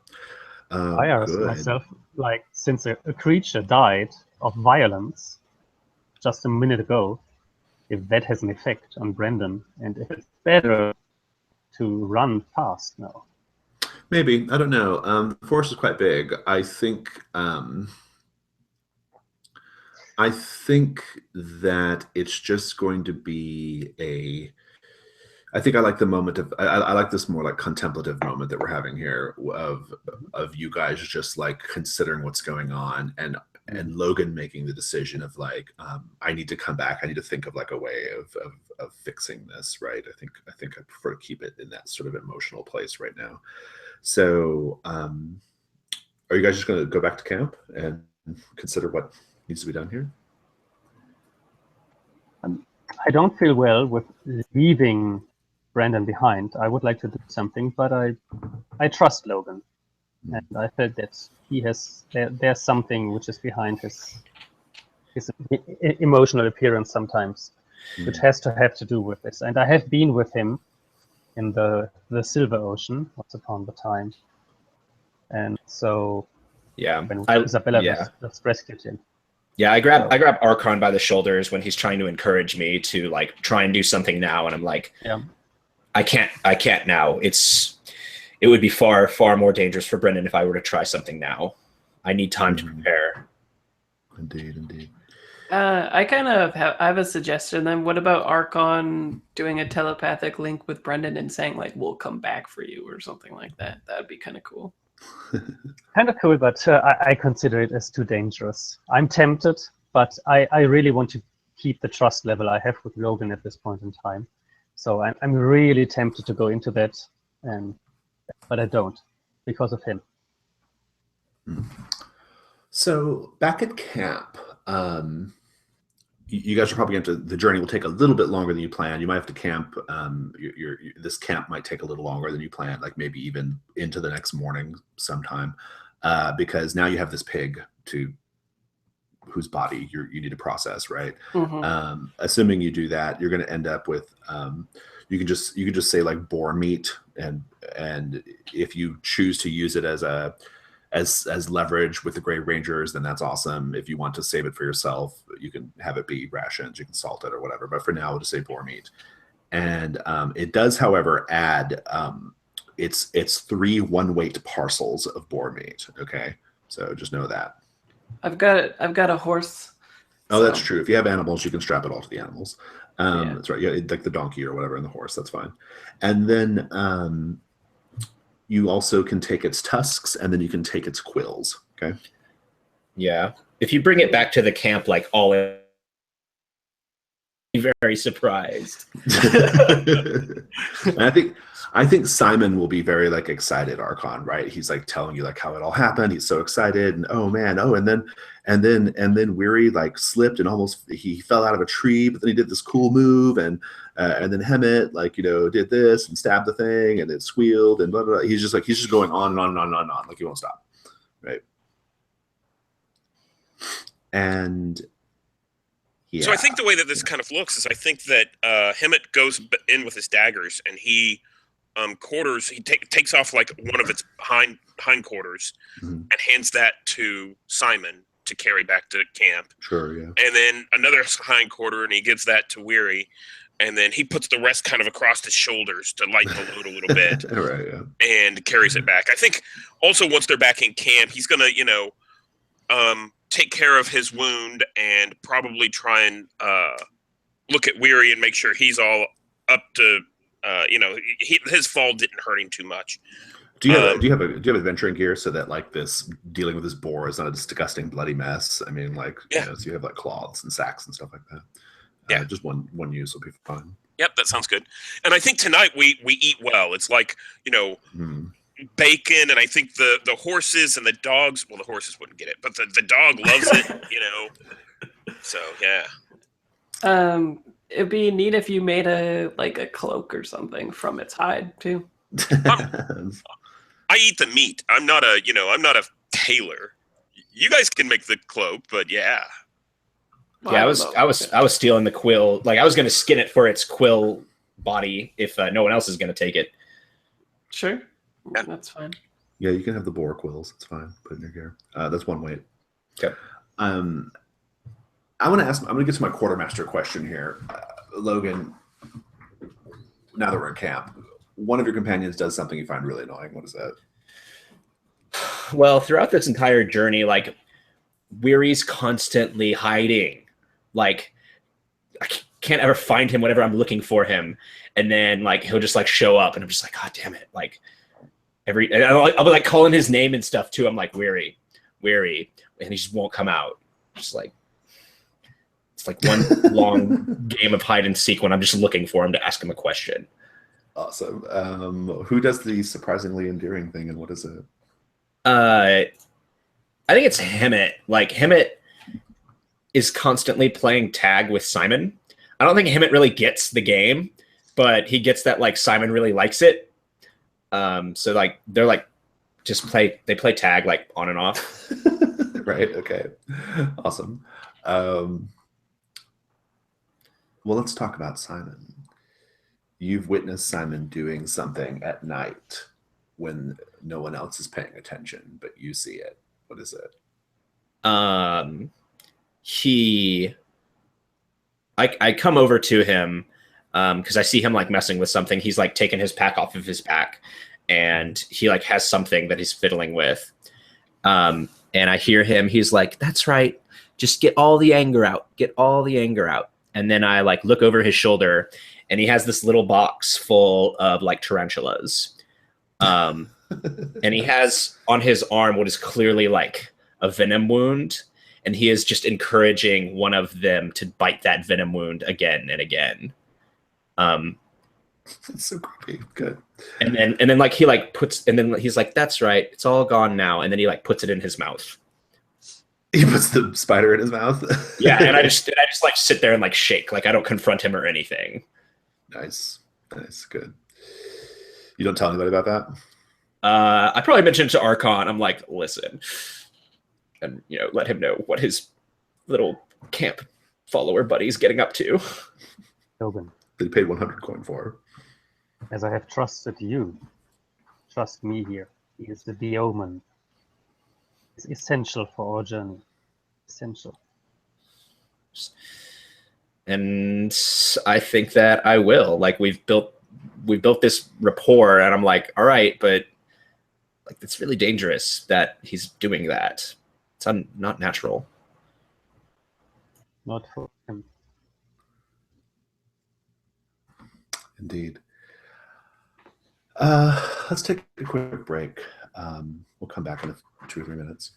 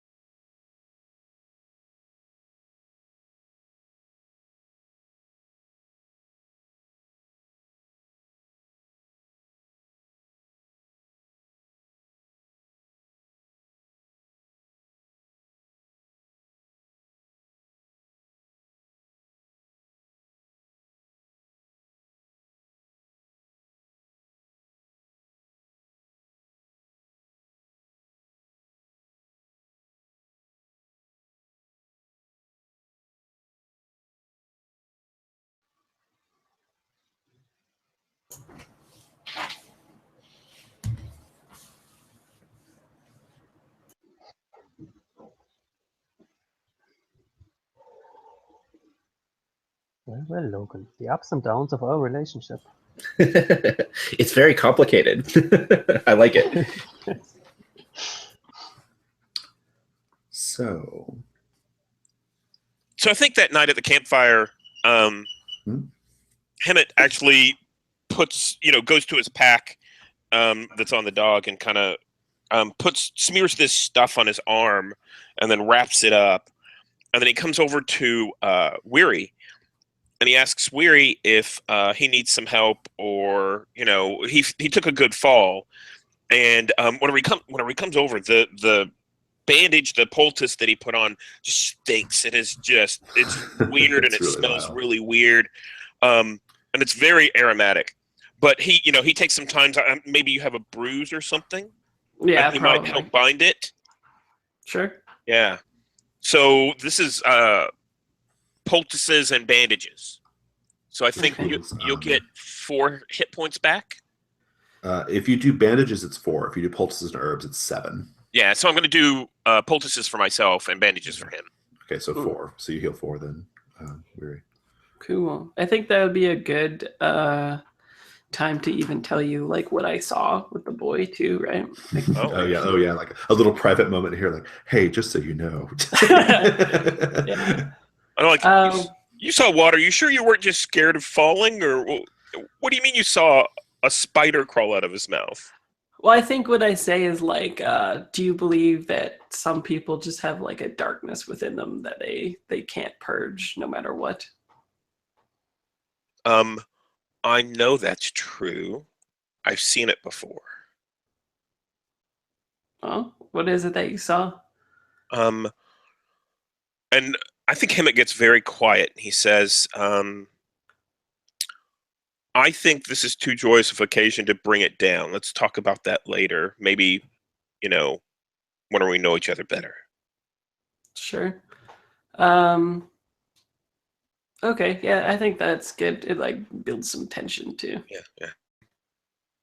I think that you tell me about the boy, and I'm kind of not sure if this is a joke, that you play on new guys, or what exactly is happening here. Well, yeah, like I think he leaves it deliberately a little bit open, like maybe I was just a little bit crazy because I was like falling kind of thing too, right? Because he's not sure what he saw either, but he's like, I could swear I saw the spider, the spider crawling on the boy's face before I fell, kind of thing. Maybe it was a shadow from the tree. And maybe, I think Weary just shrugs and he's like, perhaps, and then does his little like disappearing act, right? It's like I heard somebody is looking for me, so I gotta disappear. Right?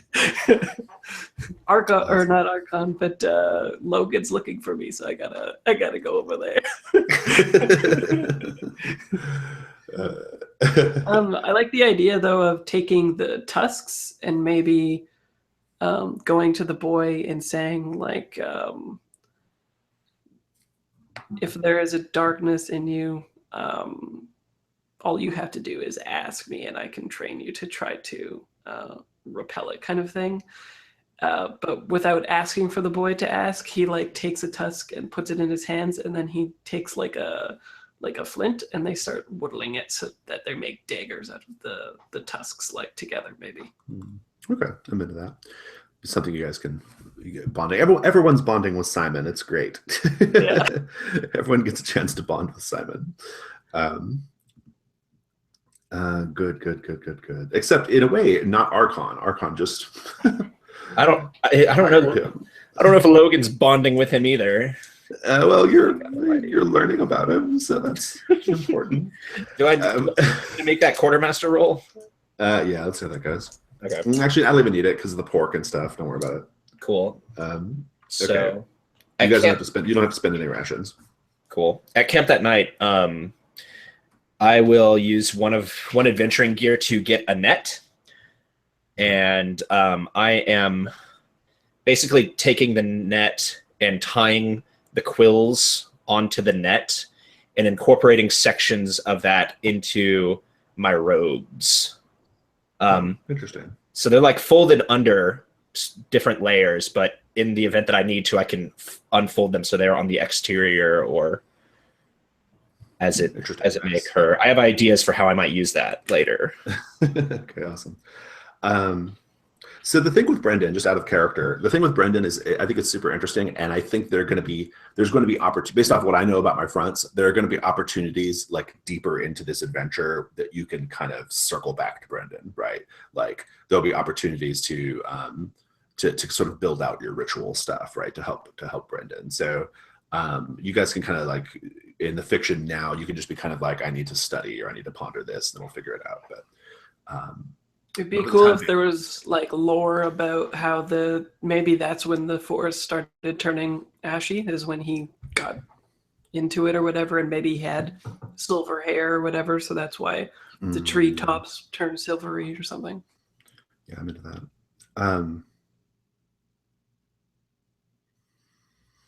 You finally get to it's about midday when you get to the lodge of the Grey Rangers.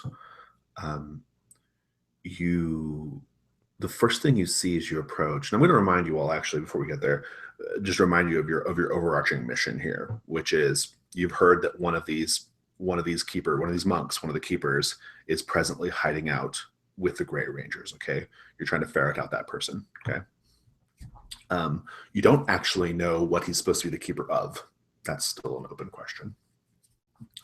But in any case, you're approaching, and I think you see someone. You see a little ways ahead. You see like the big central like lodge building of the Grey Rangers. It's it looks almost like a longhouse, right? Like a sort of like Scandinavian longhouse, sort of thing.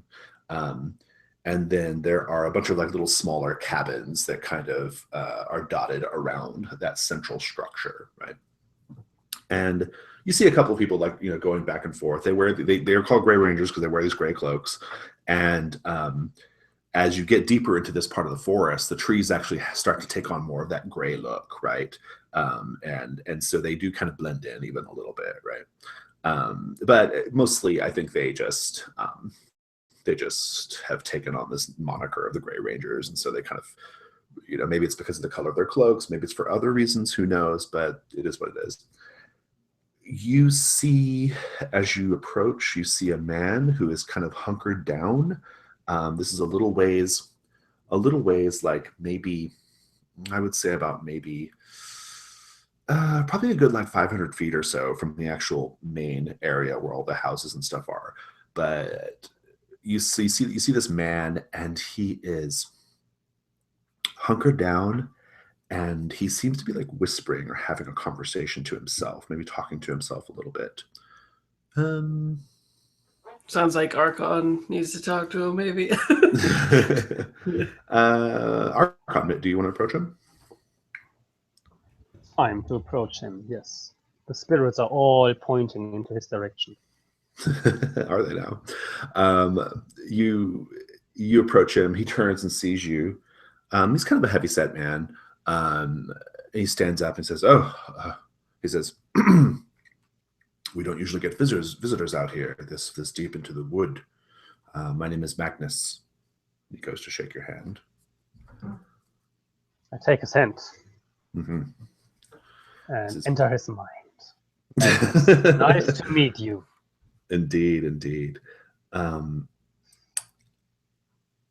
What do you what is the move that you're doing here? I look deep into his mind in search for a secret. It's the Heart Sorrow. The name Will of plus wisdom. Yeah, exactly. The Heart Sorrow. Yeah. Will plus wisdom. And that is a 10. Awesome.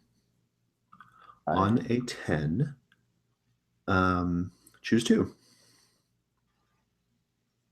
So I learn about a secret. Okay. And I want to use it to leverage it for parlay. Okay. And then I have this extra option that is spell for a weak heart. You find a secret pain in their heart. I take +1 forward when you act on that pain until it is resolved. Okay, well, let's talk about what you see. Okay, so what was your first choice? Because you get the secret no matter what. So you have to make two choices from your list here. With the one is Yes. said you want leverage for parley. What's the other? It's additional. I think it's an option, an additional option. So these are the two. Yeah. Well, so what I'm saying though is that like, okay, so the two are okay. You want to know you get the secret, and then that happens because of the roll. Then you get leverage for parley, and then you want to know what was the last thing? This is your other move. A secret pain. A secret pain. Okay, good. Yeah. Okay. I'm just gonna kind of roll it all up into one big thing here. You see this man, you have a brief vision of this man as if you were him, like you're seeing things through his eyes. He is in a space that with no windows. It's dark. There's a lantern on the table. There's no windows. It's probably underground, like maybe a basement or something like that, or some kind of like underground, just little crawl space or bunker. And there's a lantern. And you feel at first this like really, really like sharp pain, like on your left breast, okay? Like a really, really sharp pain, like needles piercing it, right? And as you look down, you see that both of you are holding like a baby, like a little swaddling baby, this perfectly green bird, like a feathered bird creature, but like chromatic green, like there's no other color on it, it's just a single shade of green, the feathers, the feet, and all that. And it's about the size of like a raven, right? And except its head is like the suckers of an eel, and the eel suckers are like trying to are kind of like biting into your flesh and trying to feed off whatever's there. But it's not enough.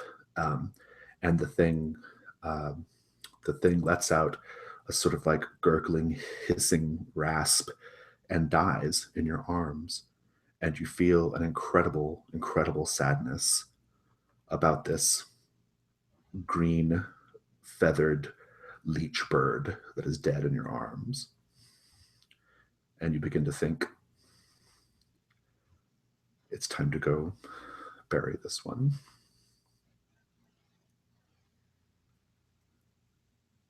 Magnus, I say again, nice to meet you. He says, nice to meet you. You have business with the Grey Rangers? Like, I nod to my companions. He says, you want to go up to the main lodge and check in, talk to our leader, Veritas.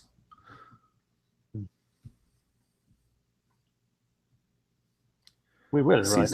I assume he sees the rest of you. He says, that little boy's riding a dog. And he laughs. That's no boy. Come into his eyes and say, I won't do that. I wouldn't do that. He says, Yeah, we will fuck you up. it's about time for me to begin my patrol, so I'll check in with you later. But yeah, you'll want to go up to the lodge and speak with Veritas. And he goes off.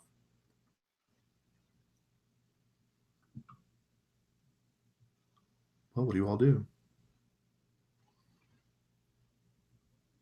I'm just looking at flags. I'm like, is there a forbidden place I can point Archon to? That all happened in a kind of a basement, right? Yeah, some kind of like basement area. Yeah. He was trying to nurse this hideous bird leech creature, and then it just died. Yeah, so I will definitely, like, while we take care for our animals and yeah, eat something, get rest, I will tell my dear companions what I learned, what I saw from this. It's just he had a baby not from this world, in the basement, and it died. It's a huge pain for him. It's something which should be a pain for everybody here. This is a secret which belongs all Grey Rangers, it seems. If he's got something not from this world, he might be a keeper.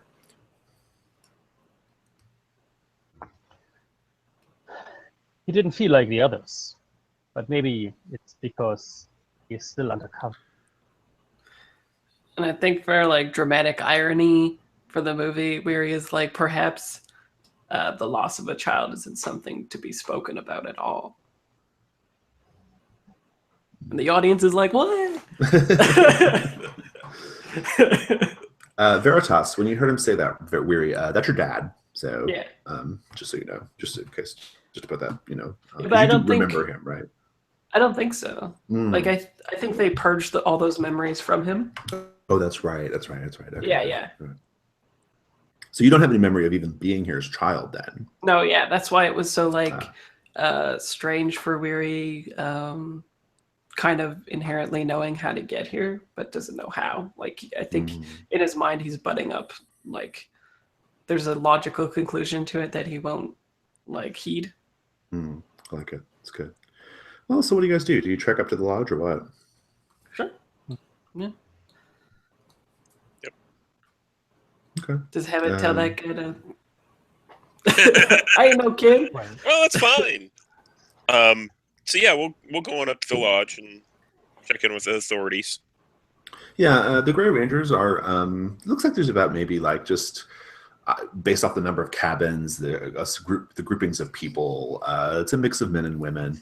You would guess there's probably about like maybe about 50 or 60 of them or so in total. They do wear these like gray cloaks. Lots of coverage on these gray cloaks, like really you only see their faces basically, and they're they're just doing their work. They're they're fixing weapons. They are talking about getting the next patrol ready. They are they're doing like bow and arrow practice, like that kind of thing. And as they see you approach, an older man comes up to you, well built, stout, comes up to you and he says, "My name is Veritas. I'm the leader of the Grey Rangers. Who is the head of your company?" That's interesting, actually. He's like, "Well, surely it's not that dog. Ooh. Come on now. Who's the leader of your company?" Actually, I'd like it if it was Hammett, so that we could like subvert their expectations, right? Especially since he has the gifts and everything too, right? So you could be like, not only am I the leader, but I also have all the bacon. Yeah, that sounds great. So Hammett kind of slides off the dog and kind of walks up and reaches up to shake Veritas's hand and He says, says, "Surely this is a joke." What is a joke? And then he says, "Little one, I do not believe that you are the leader of this company. I believe that you are playing a joke on me." Is it you, dwarf? Is it you? Sometimes you should not trust your eyes. And I think I say, we slayed a boar not too far from here and can share of its meat with you. We are strong and we are here to discuss things. Otherwise we would have not ventured into the first forest.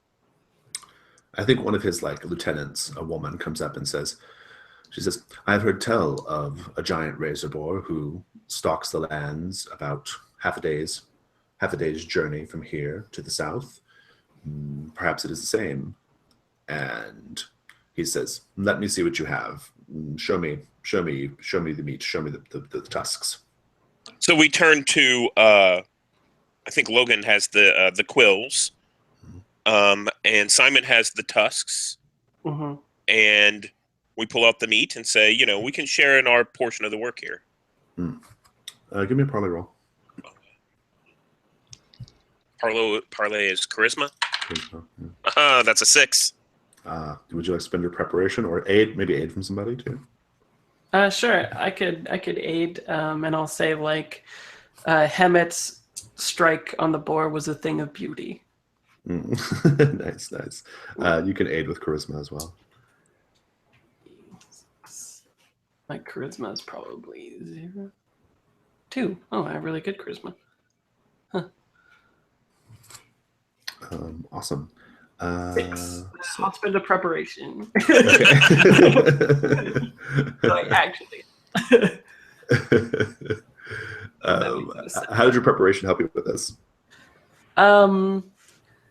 Maybe when we were at the maybe when I was preparing to journey to this place and looking up all this stuff and making my poisons and all that kind of stuff, I came across lore about the Razorbacks in this area and like how the most efficient and like deft way to kill one was the way that Hemet did it, with like allowing it to be like fighting to the death and also like bleeding out and that kind of stuff. Like, it's honorable.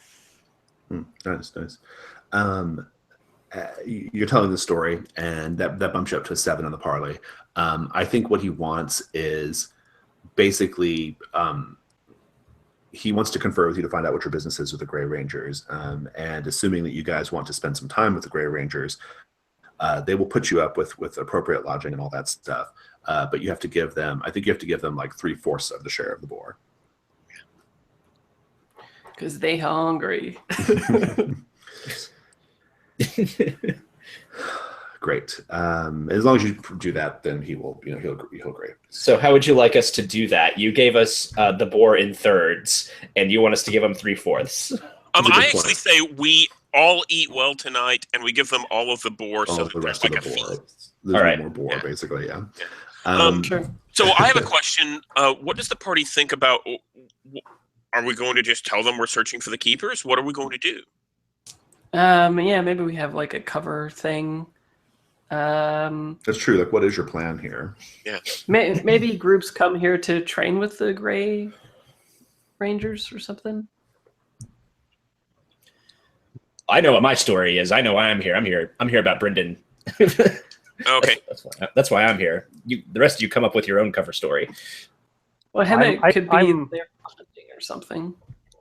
And that is something you can probably investigate a little bit here, right? Because Brendan almost certainly probably had communications with the Grey Rangers, right? I mean, it would be weird for him not to have, I would think. I'm Logan's companion. Let's travel with him. Veritas says, "Your business in the forest is your own. You're free to stay with us as long as you wish. We have a guest cabin that you can stay in. As always, we advise you not to go any further north, because north that way lies the Bleak Wood, and of course it is the sacred duty of the Grey Rangers to defend the southerly lands from the Bleak Wood, which means defending you, warning you off of the Bleak Wood. But if you need any other kind of assistance in terms of tracking or guidance anywhere else in the forest, we're happy to help." And then he sees you. Weary, are you wearing a mask or anything, or is your face exposed, or what? No, yeah, my face is exposed. Maybe I have a weird color eye too or something. Yeah. I think he looks at you and he says, "You look very familiar. Do we know each other?" This is my first time in these lands. And I think also when he said sacred, I was like whittling on the tusk, and it made like a really sharp sound against the, like as if my hand kind of like cut too deeply into it when he said sacred. Interesting. He says, "You have a familiar look about you, but I can't quite place it. Maybe you just have one of those faces." If you don't, let me show you to your lodging. as he's like walking us there, I'm like, if you don't mind me asking, Veritas, is there a reason that a wall simply hasn't been constructed between the Bleak Wood and this wood? He looks at you and says, "That's a very good question.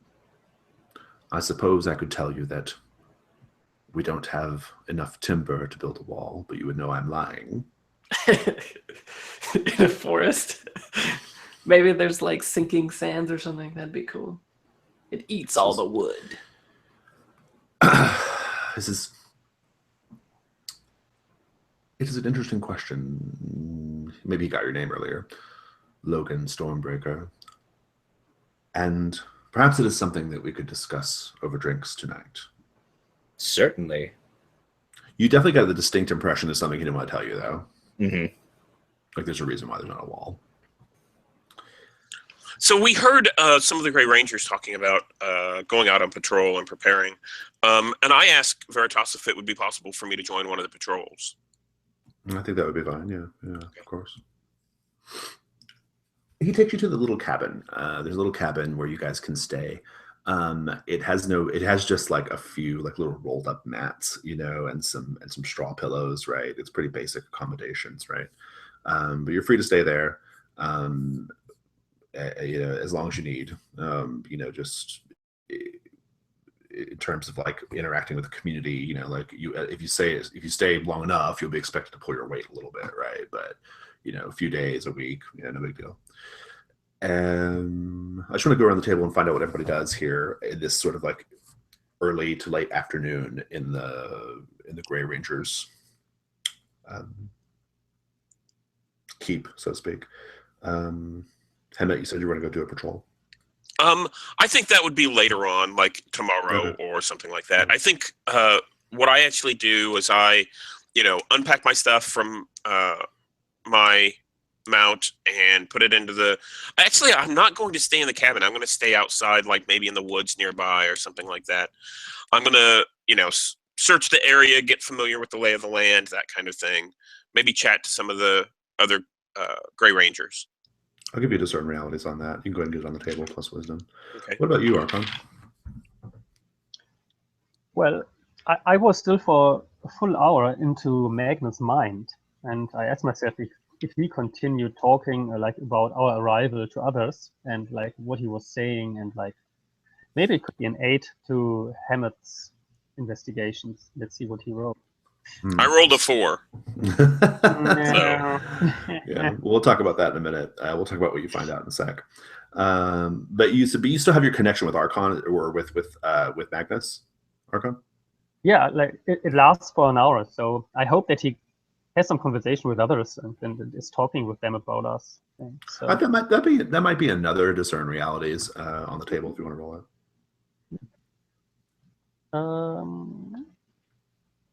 It's a 7. Okay, you get one question. Just hold on to that for a minute. Weary, what about you? I'm thinking in terms of like story about learning about possibly him belonging here or originating here or whatever. Maybe something like spout lore-ish about something hereditary that these people possess that also Weary possesses that he would have to come to grips with later or something like that. Like maybe he asks about stories for like people are telling stories about the Grey Rangers and like something about it is hereditary or something. I'm into that. Yeah, you can put a spout lore on the table. Okay, that's intelligence, is it? Intelligence, yeah. Intelligence 0. 6. 9. Is it worth it to bump it up to 10? So on a 9, you get something interesting. You get something useful as well on 10. Well, would I even be able to spend preparation on that? Like, it seems I mean, weird if you maybe for spend some fiction. time in the city, like investigating beforehand, yeah, I think that's fine. Sure. Okay, It's I'll kind do of that. abstraction anyway. Yeah. Yeah, that sounds cool. You can bump it to a 10. Cool. Logan, what about you? I am as close as anyone will allow me to be to the Bleakwood. Like I'm on this side of it, but the Bleakwood is out ahead, and I have like unhitched Jack from his little cart, and I've like brought him out here, and I'm just like standing here like talking to my donkey, kind of talking to myself as I stare out into the Bleakwood. And though I don't realize it, like it's very subconsciously like my robes have like turned their cloak, inside out. So now the quills are outside like a dog with its hackles raised. Oh, So, nice. You can roll discern realities as well. okay. 6. I will spend 1 prep. Okay, so we've got one question on the table from Logan, one question on the table for Archon. We've got a miss a miss for Hemet, and spout lore, something interesting, something useful. Here's the interesting thing. There's something physical about their bodies that they try to hide. Okay? That's the interesting thing. The useful thing is this thing that they're always trying to hide, that they that's difficult for them to keep hidden, is it's always on their arms, right? It's got something to do with their arms. You've heard story. Tell me how you know this. Like, why are they so sensitive about their arms? Maybe it's from like hunting practices or something, but they have special bows that require like much more like torque. So their arms are sort of like maybe disjointed at the elbows so that they can like get the proper amount of like torque on it or something like that. Like it dislocates their arms or something. I'm gonna fiddle with that a little bit. I think it's more of a visual thing on their arms. Oh, it could be like some kind of ritual that they go through when they're bored or something, like some sort of brand that predicts what they'll do in the future or something. Yeah. You've probably heard lots of different rumors. I think the real key thing here is that, like, asking a Gray Ranger to like remove their sleeves is like a bit of a no-no, right? Like they're real sensitive about that, you know. Like it's even like I think it's even part of their like their mythology or their rites, right? Like once you choose to take up arms against the bleak wood, you also cover your own arms, never to be exposed again, right? It's heavily emphasized. So maybe there's something else. Your arms like belong to the Great Rangers now or something. Right, exactly. Right. Yeah. So a lot of their like sort of personal like mythology is surrounding like keeping their arms covered up. That's a really important thing here. Okay. Cool. Maybe it's because they've got strange tattoos. Maybe it's because they're doing weird cult shit. Who knows? Like that's open to interpretation or up in the air. Yeah. What's your question, Archon? This is like with your mind meld with Magnus. What here is not what it appears to be. Oh. Magnus is really, he has an opposite approach here. Magnus also covers up his arms, but you can tell that whatever is going on with the arms of the other Gray Rangers doesn't apply to Magnus. Magnus actually looks for opportunities to show people his arms to prove that he belongs. So there's a deception. He's deceiving the rest of the Gray Rangers in some way. Doesn't belong here. It's time to send Weary into the dungeon. What was your question, Logan, about the Bleakwood? What should I be on the lookout for?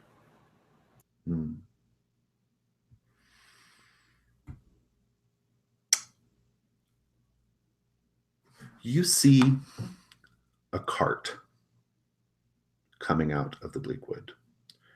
It's a cart hitched to a single donkey. It's a small cart. It has no driver, but there is a person in the back who is like wrapped up in blankets. It looks like it's even a body, but you hear moaning. So whoever it is, they're alive. There's someone alive on the back of this cart, wrapped in cloth, moaning, like as if in pain.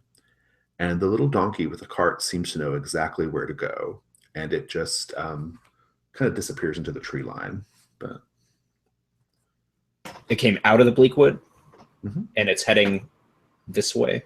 in the general direction of the where the Great Rangers are, yeah. But it's kind of like it kind of goes off into a tree line. You don't know like where it goes. Okay, well, I would attempt to follow it. Okay, you can. You can give me a you give me another discern realities of +1. Okay.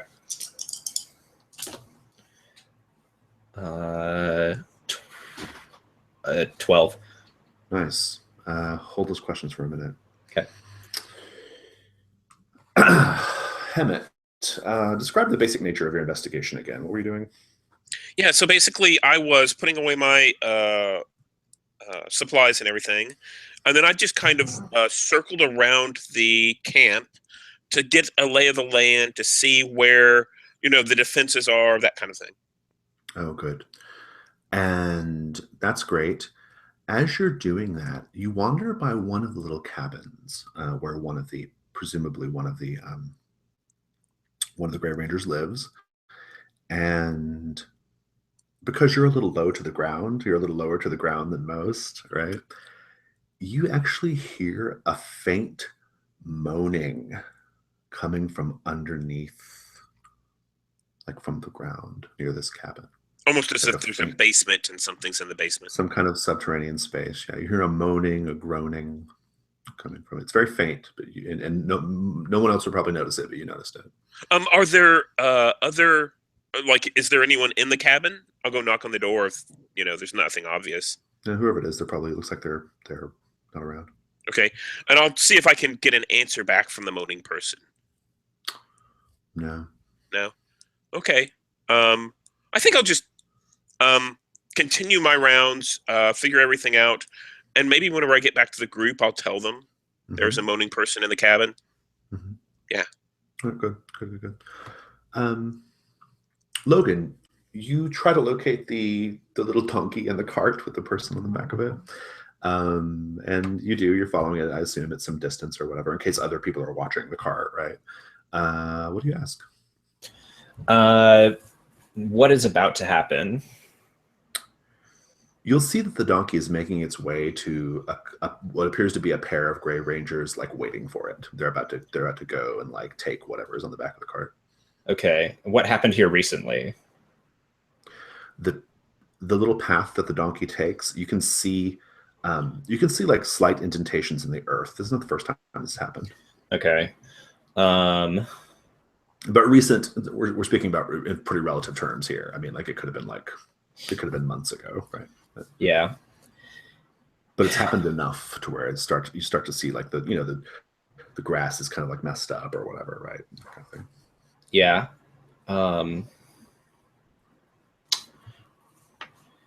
What here is not what it appears to be.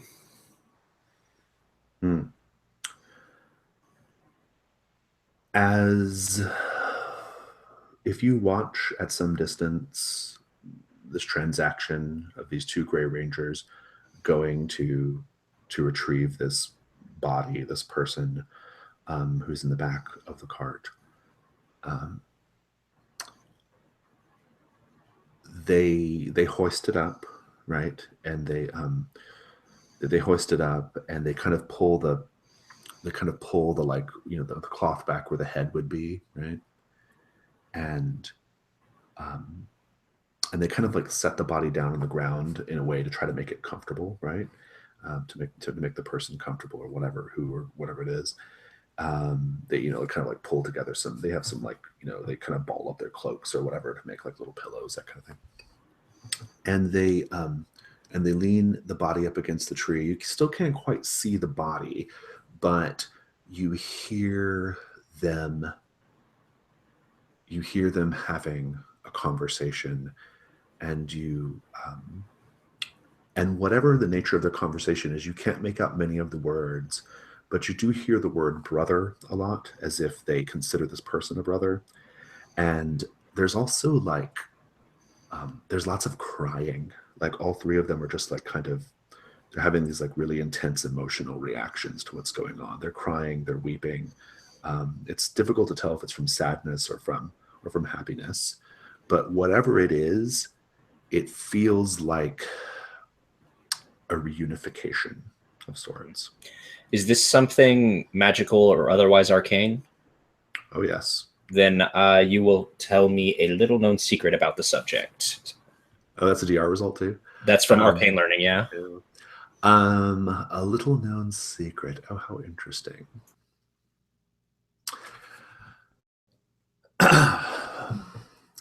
Whatever this person just did, whatever they just got back from, whatever they were doing, they were in connection with Brendan Barkbender.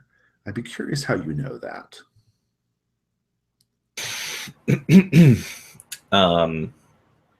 This donkey path, like the place between the two ruts, it has those mossy arcane symbols. Nice. And it's the only place in this camp that has them. Good.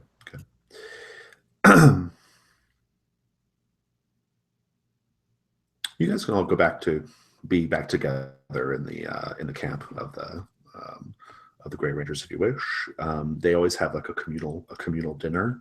They bring out long tables and everyone kind of gathers and talks about their day. They share the bread and meat and nuts that they have or whatever, and berries. Lots of pork this time around, which is nice. And because of that, you are all greeted warmly because you brought this bounty of pork, right? And I wouldn't call it a party. It's more of a quiet, torchlit dinner. But they all seem to appreciate each other's company to a certain degree. They're not a jocular people. There's not a lot of laughing and carousing, but it's not unpleasant. What are you all doing? I'll go around the table, swinging back over to Hemet. So I actually purchased some stout, some dwarven stout, and I think I'm going to crack that out. Oh, good. And serve that to people. I'm not sure that there's enough to go around, but I think there's enough for a good number of people, those who want. And that way we can all have a good beer around the campfire and visit, and kind of just to solidify camaraderie. Yeah. I'll give you a carouse on that if you want, and I'll have the stout act as the justification for the roll. Right, you don't have to spend any money. Right. Okay. It gives you a +1 too if it's a dwarven stout to a carouse roll. Yeah, nice. So yeah, you can do that. Well, it gives you a +1. I'm going to say without spending the money. It's just the reason why you can do the roll, right? Yeah. Because normally you have to spend 100 coin to get the roll. So. Yeah. So what about you, Logan? What are you up to? Like if it's getting more jovial with us all like drinking a dwarven stout. Jovial is probably not the right word, but yeah. Yeah. I mean, if it's like getting to like carouse levels where people are actually like talking and things. They're opening up a little, yeah. Yeah. Like I'll just be like going about and looking for someone who might know more about Brendan Barkbender. Like kind of letting them know that like he's basically, a brother of mine as much as like these Grey Rangers are brothers to each other. Just like figuring out something about that. We'll figure out if there's a move there or not. Or maybe you can wrap it up into the crowds. We'll sort it out. What about you, Larry? So you will notice that Veritas keeps looking at you. He keeps making like really strong eye contact with you. Also, he's got a younger man and woman that he seems like he eats with and hangs out with a lot, and they're all like looking at you really like they like won't stop. Like they're really really like focused on you. And everyone here must be having like their sleeves are covering their arms and everything. Their arms are covered. Yeah. The only thing you ever see is their faces. Just their faces, huh? Okay. Well, I think that eventually makes Weary a little uncomfortable, and he like maybe like sneaks off, and maybe we'll just try to do some like reconnaissance to find weird things about like the keeper, maybe. Okay, so you're gonna kind of search the cabins and stuff while nobody's paying attention. Yeah, like I don't know what telltale signs or whatever there is of keepers, but it's probably just something to keep him preoccupied and leave. Yeah. And I want to tell you again that please have a look for me if there's any basement. In any basements? Okay. Well, I saw a Hemet, basement in the vision. do you tell Archon about what you heard? Because that would indicate basement activity, right? We can't hear you, Hemet. Yeah. I think that I think whenever we come back together as a group, I tell them about hearing about the moaning coming from this particular cabin. So that's a good one to start out from. Yeah. So And maybe when I when, mentioned the moaning, does Logan say anything about the moaning he heard from the cart? Yeah, how much do you talk about that, Logan? Yeah, like I'll probably let them know. Like kind of what you saw. Okay.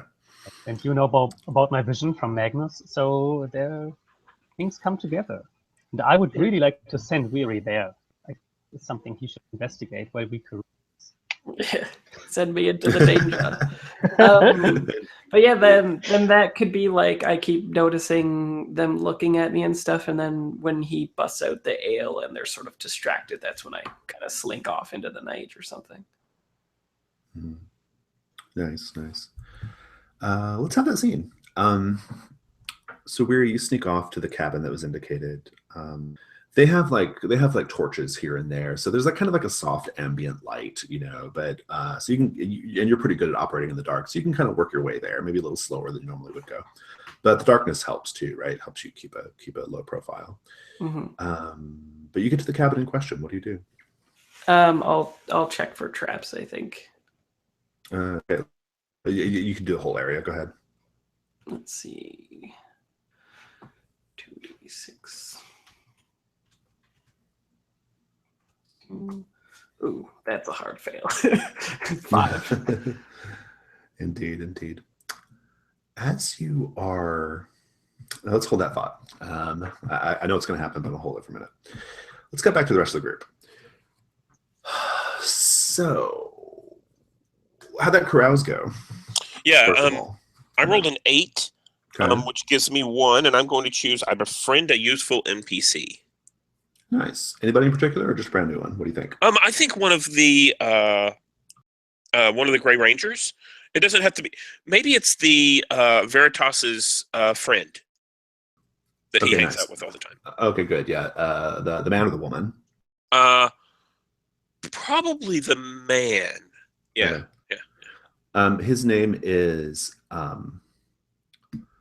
can't figure out what his name is now. His name is Van, V-A-N. And just put that in your notes so that we remember it.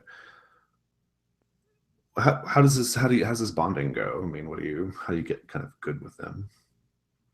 Just the general, like, oh yeah, this beer is really great, or what? No. I think this is more along the lines of I explained that I'm kind of a foreigner to this land, and this is a tradition among my people that whenever we meet someone new, we join together in food and drink and share tales of ourselves. So this is just sort of like an introduction, and I think he likes this level of not politeness, but this level of reverence and ritual and that kind of stuff. Yeah, I think at a certain point he's going to say, "Can I ask you a question?" Sure, yeah. A companion of yours, I don't know where he got off to, Weary. How did you meet him? How do you know him? I met him in the last city I was in. I haven't known him for very long, just a month or so. But he's very trustworthy. He seems to be very helpful in sticky situations. So, Why is he called Weary? oh, I'm not certain. I usually don't ask too many strange questions, just because it makes me stand out. But is that not a normal name? Oh, nicknames, I'm sure, are common in the southerly lands, but Okay. just how do you get a name like Weary? Like, it feels like there's a story there, right? I haven't noticed him being sleeping too much, and he takes part in the fight. He helped take down the boar, so I think he's not lazy or anything. Yeah. Hmm. Interesting. And he kind of goes back to his drink or whatever, Mhm. Enjoying the rest of the evening. Archon, what are you up to? I have a plan. First of all, one important thing to mention is that I completely ignore Simon. Simon is with us, but he's like a blind spot, as you mentioned before. It's exactly as you described it. I don't have a relationship with him Right. Yeah. because he's doing his stuff, and well, my mind is not able to take care of what he's doing. Like, he's there. However, I have something else. I have telekinetic power. And I would like to use that telekinetic power finally to steal Hammett's dagger and put it on Magnus' lap, because I want to steer up Magnus' composure, see what will happen to him. Interesting. So your plan is to move Hemmett's dagger over into Magnus's lap, right? With Yes. intention of creating some drama between Hemmett and Magnus. Yes. Very interesting. Let's say that happens. Hemmett, your dagger goes missing, and you notice that Magnus is holding it. What do you do? I think I run over. All of a sudden Van notices. We've been having a good time. Van notices me. Kind of. Doing the whole check thing, and look around, and I see my dagger across the way, and he sees me kind of flush red and hop up and just scoot off very, very quickly, over towards Magnus. Obviously, what's the right words? Obviously intent on violence. And immediately jumps up. I think jumps up on the table itself and gets right in his face and says, "That is mine. You cannot touch it." And he kind of like he's like I don't even know where it came from. It was just in my lap. Here, please. No snatch offense. it back, and I put it back in its sheath, and I say, "Those are not for you. Do not go looking in other people's things." Thief.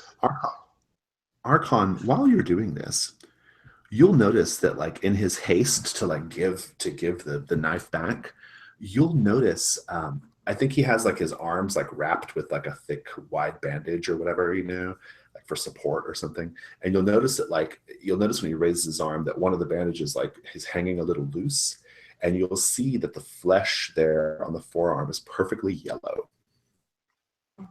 like mustard yellow. I'm going to cut over to... The other Grey Rangers, have they noticed? Well, I think they're probably a little focused on the argument, right? Because you know what was about to happen. You saw just a little flash, right? I'm going to cut over to Logan. So Logan, this is kind of maybe before that little drama. You're trying to like sort out the stuff with Brendan Barkbender, right? Yeah, just trying to see if anyone knows anything about any of that. There's I think there's like a sort of like an older, like kind of ranger who's kind of like there smoking pipe, and kind of like swapping stories. And if it's been a while since Brendan's kind of walked these woods as a man, then he might, this guy might be the person who knows. So what do you do? Yeah, I'll approach him and I'll have like an extra mug of the Dwarven Stout, and I'll bring it to him. Like, you sir seem like someone who may have known Brendan. Or I guess we're calling him Brandon, right? Yes, I just realized it's Brandon. Brendan's our other tree person in a different fictional world. He says, Brandon. I don't know no Ranger's named Brandon, and I've been with the Grey Rangers my whole life. No, not a ranger. Barkbender. And he kind of gives you like a small smile kind of like spreads across his mouth, and he says, maybe I know something about that. What? How are you gonna try to ply him? Oh, like I Just give him. later. Yeah, I mean, I give him the mug, and I'm just kind of chatting him up. I'm like, he was a brother of mine. Like your Gray Rangers are your brothers. He was mine. In that way, we are Roll parlay. okay.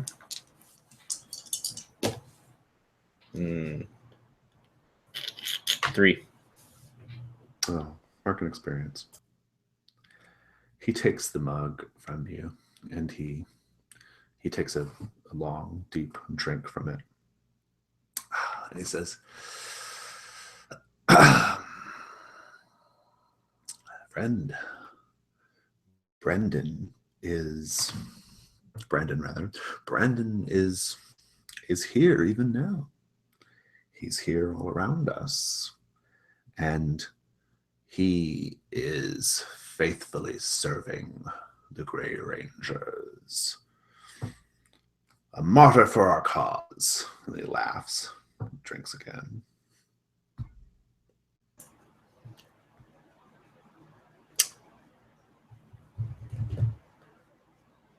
We can just leave it there. Yeah, I think I actually probably would get into his face a little bit about that. Well, we can follow up with that maybe next time. Weary, I owe you a miss. Did you mark XP? Yeah, I think so. Yeah. Your left arm starts to feel a little funny while you're skulking around. What do you do? I grip it and examine it. Assuming you're wearing a sleeve, you pull your sleeve up. You will see that your forearm is perfectly transparent. You can see blood veins and bone, and just like your flesh is just like a gelatinous layer, clear. Is it like but it's still there and everything, right? It's still there. Yeah. It's Just still translucent. warm. It's still warm. It still feels like your arm. do you I don't know. I guess I'll try to look for like a healer or something instead. Well, I mean, like, what would be your natural reaction if you see that your arm looks like that? What would you do? Freak out.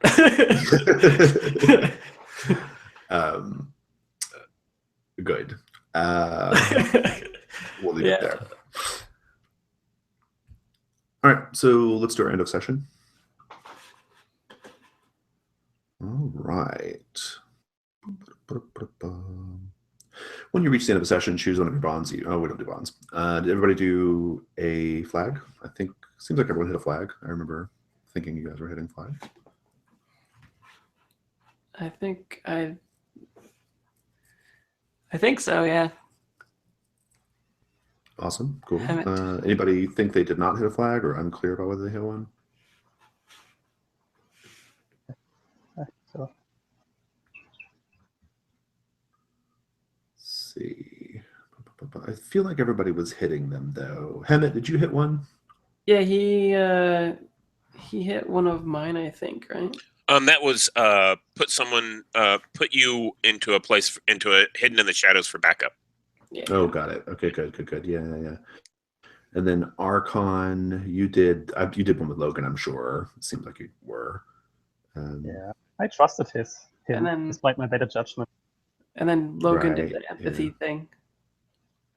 Right, indeed. And then what about you, Weary?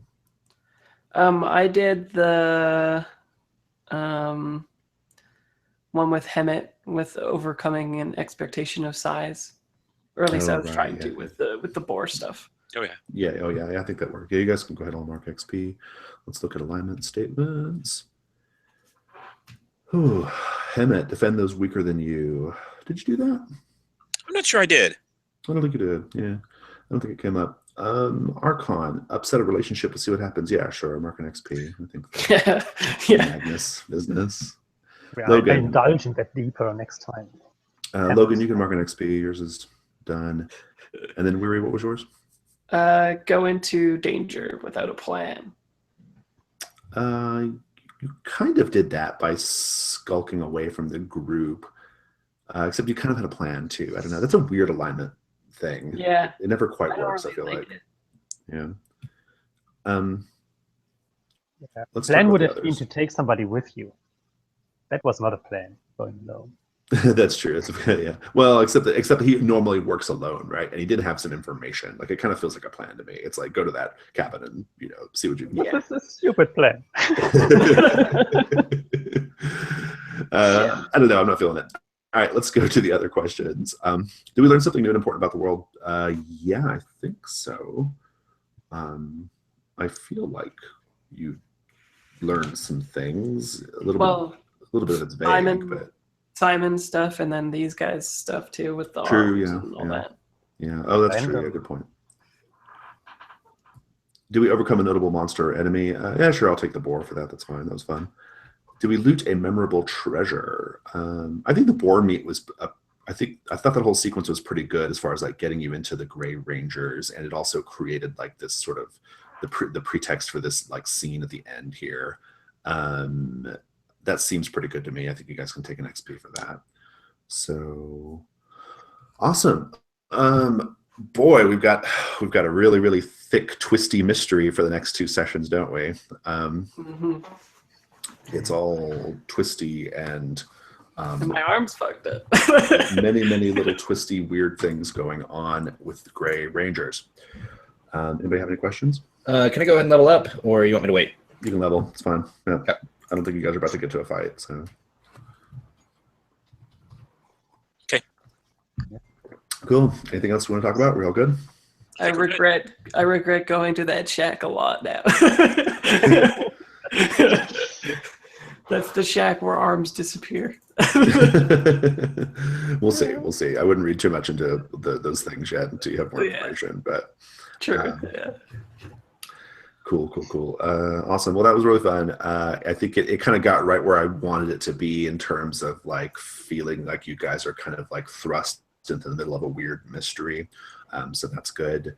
The Brandon Barkbender thing is obviously I didn't have that plan that came up today, but I feel pretty comfortable with how it's going to work into the fronts. Like I feel like it's kind of like works nicely with what with my fronts as established are. So I'm pretty happy about that. But yeah, I thought you all did great. As always, the characters are fun, and I don't have anything else. Yeah. Have a good weekend. Yeah. I'm gonna stop this.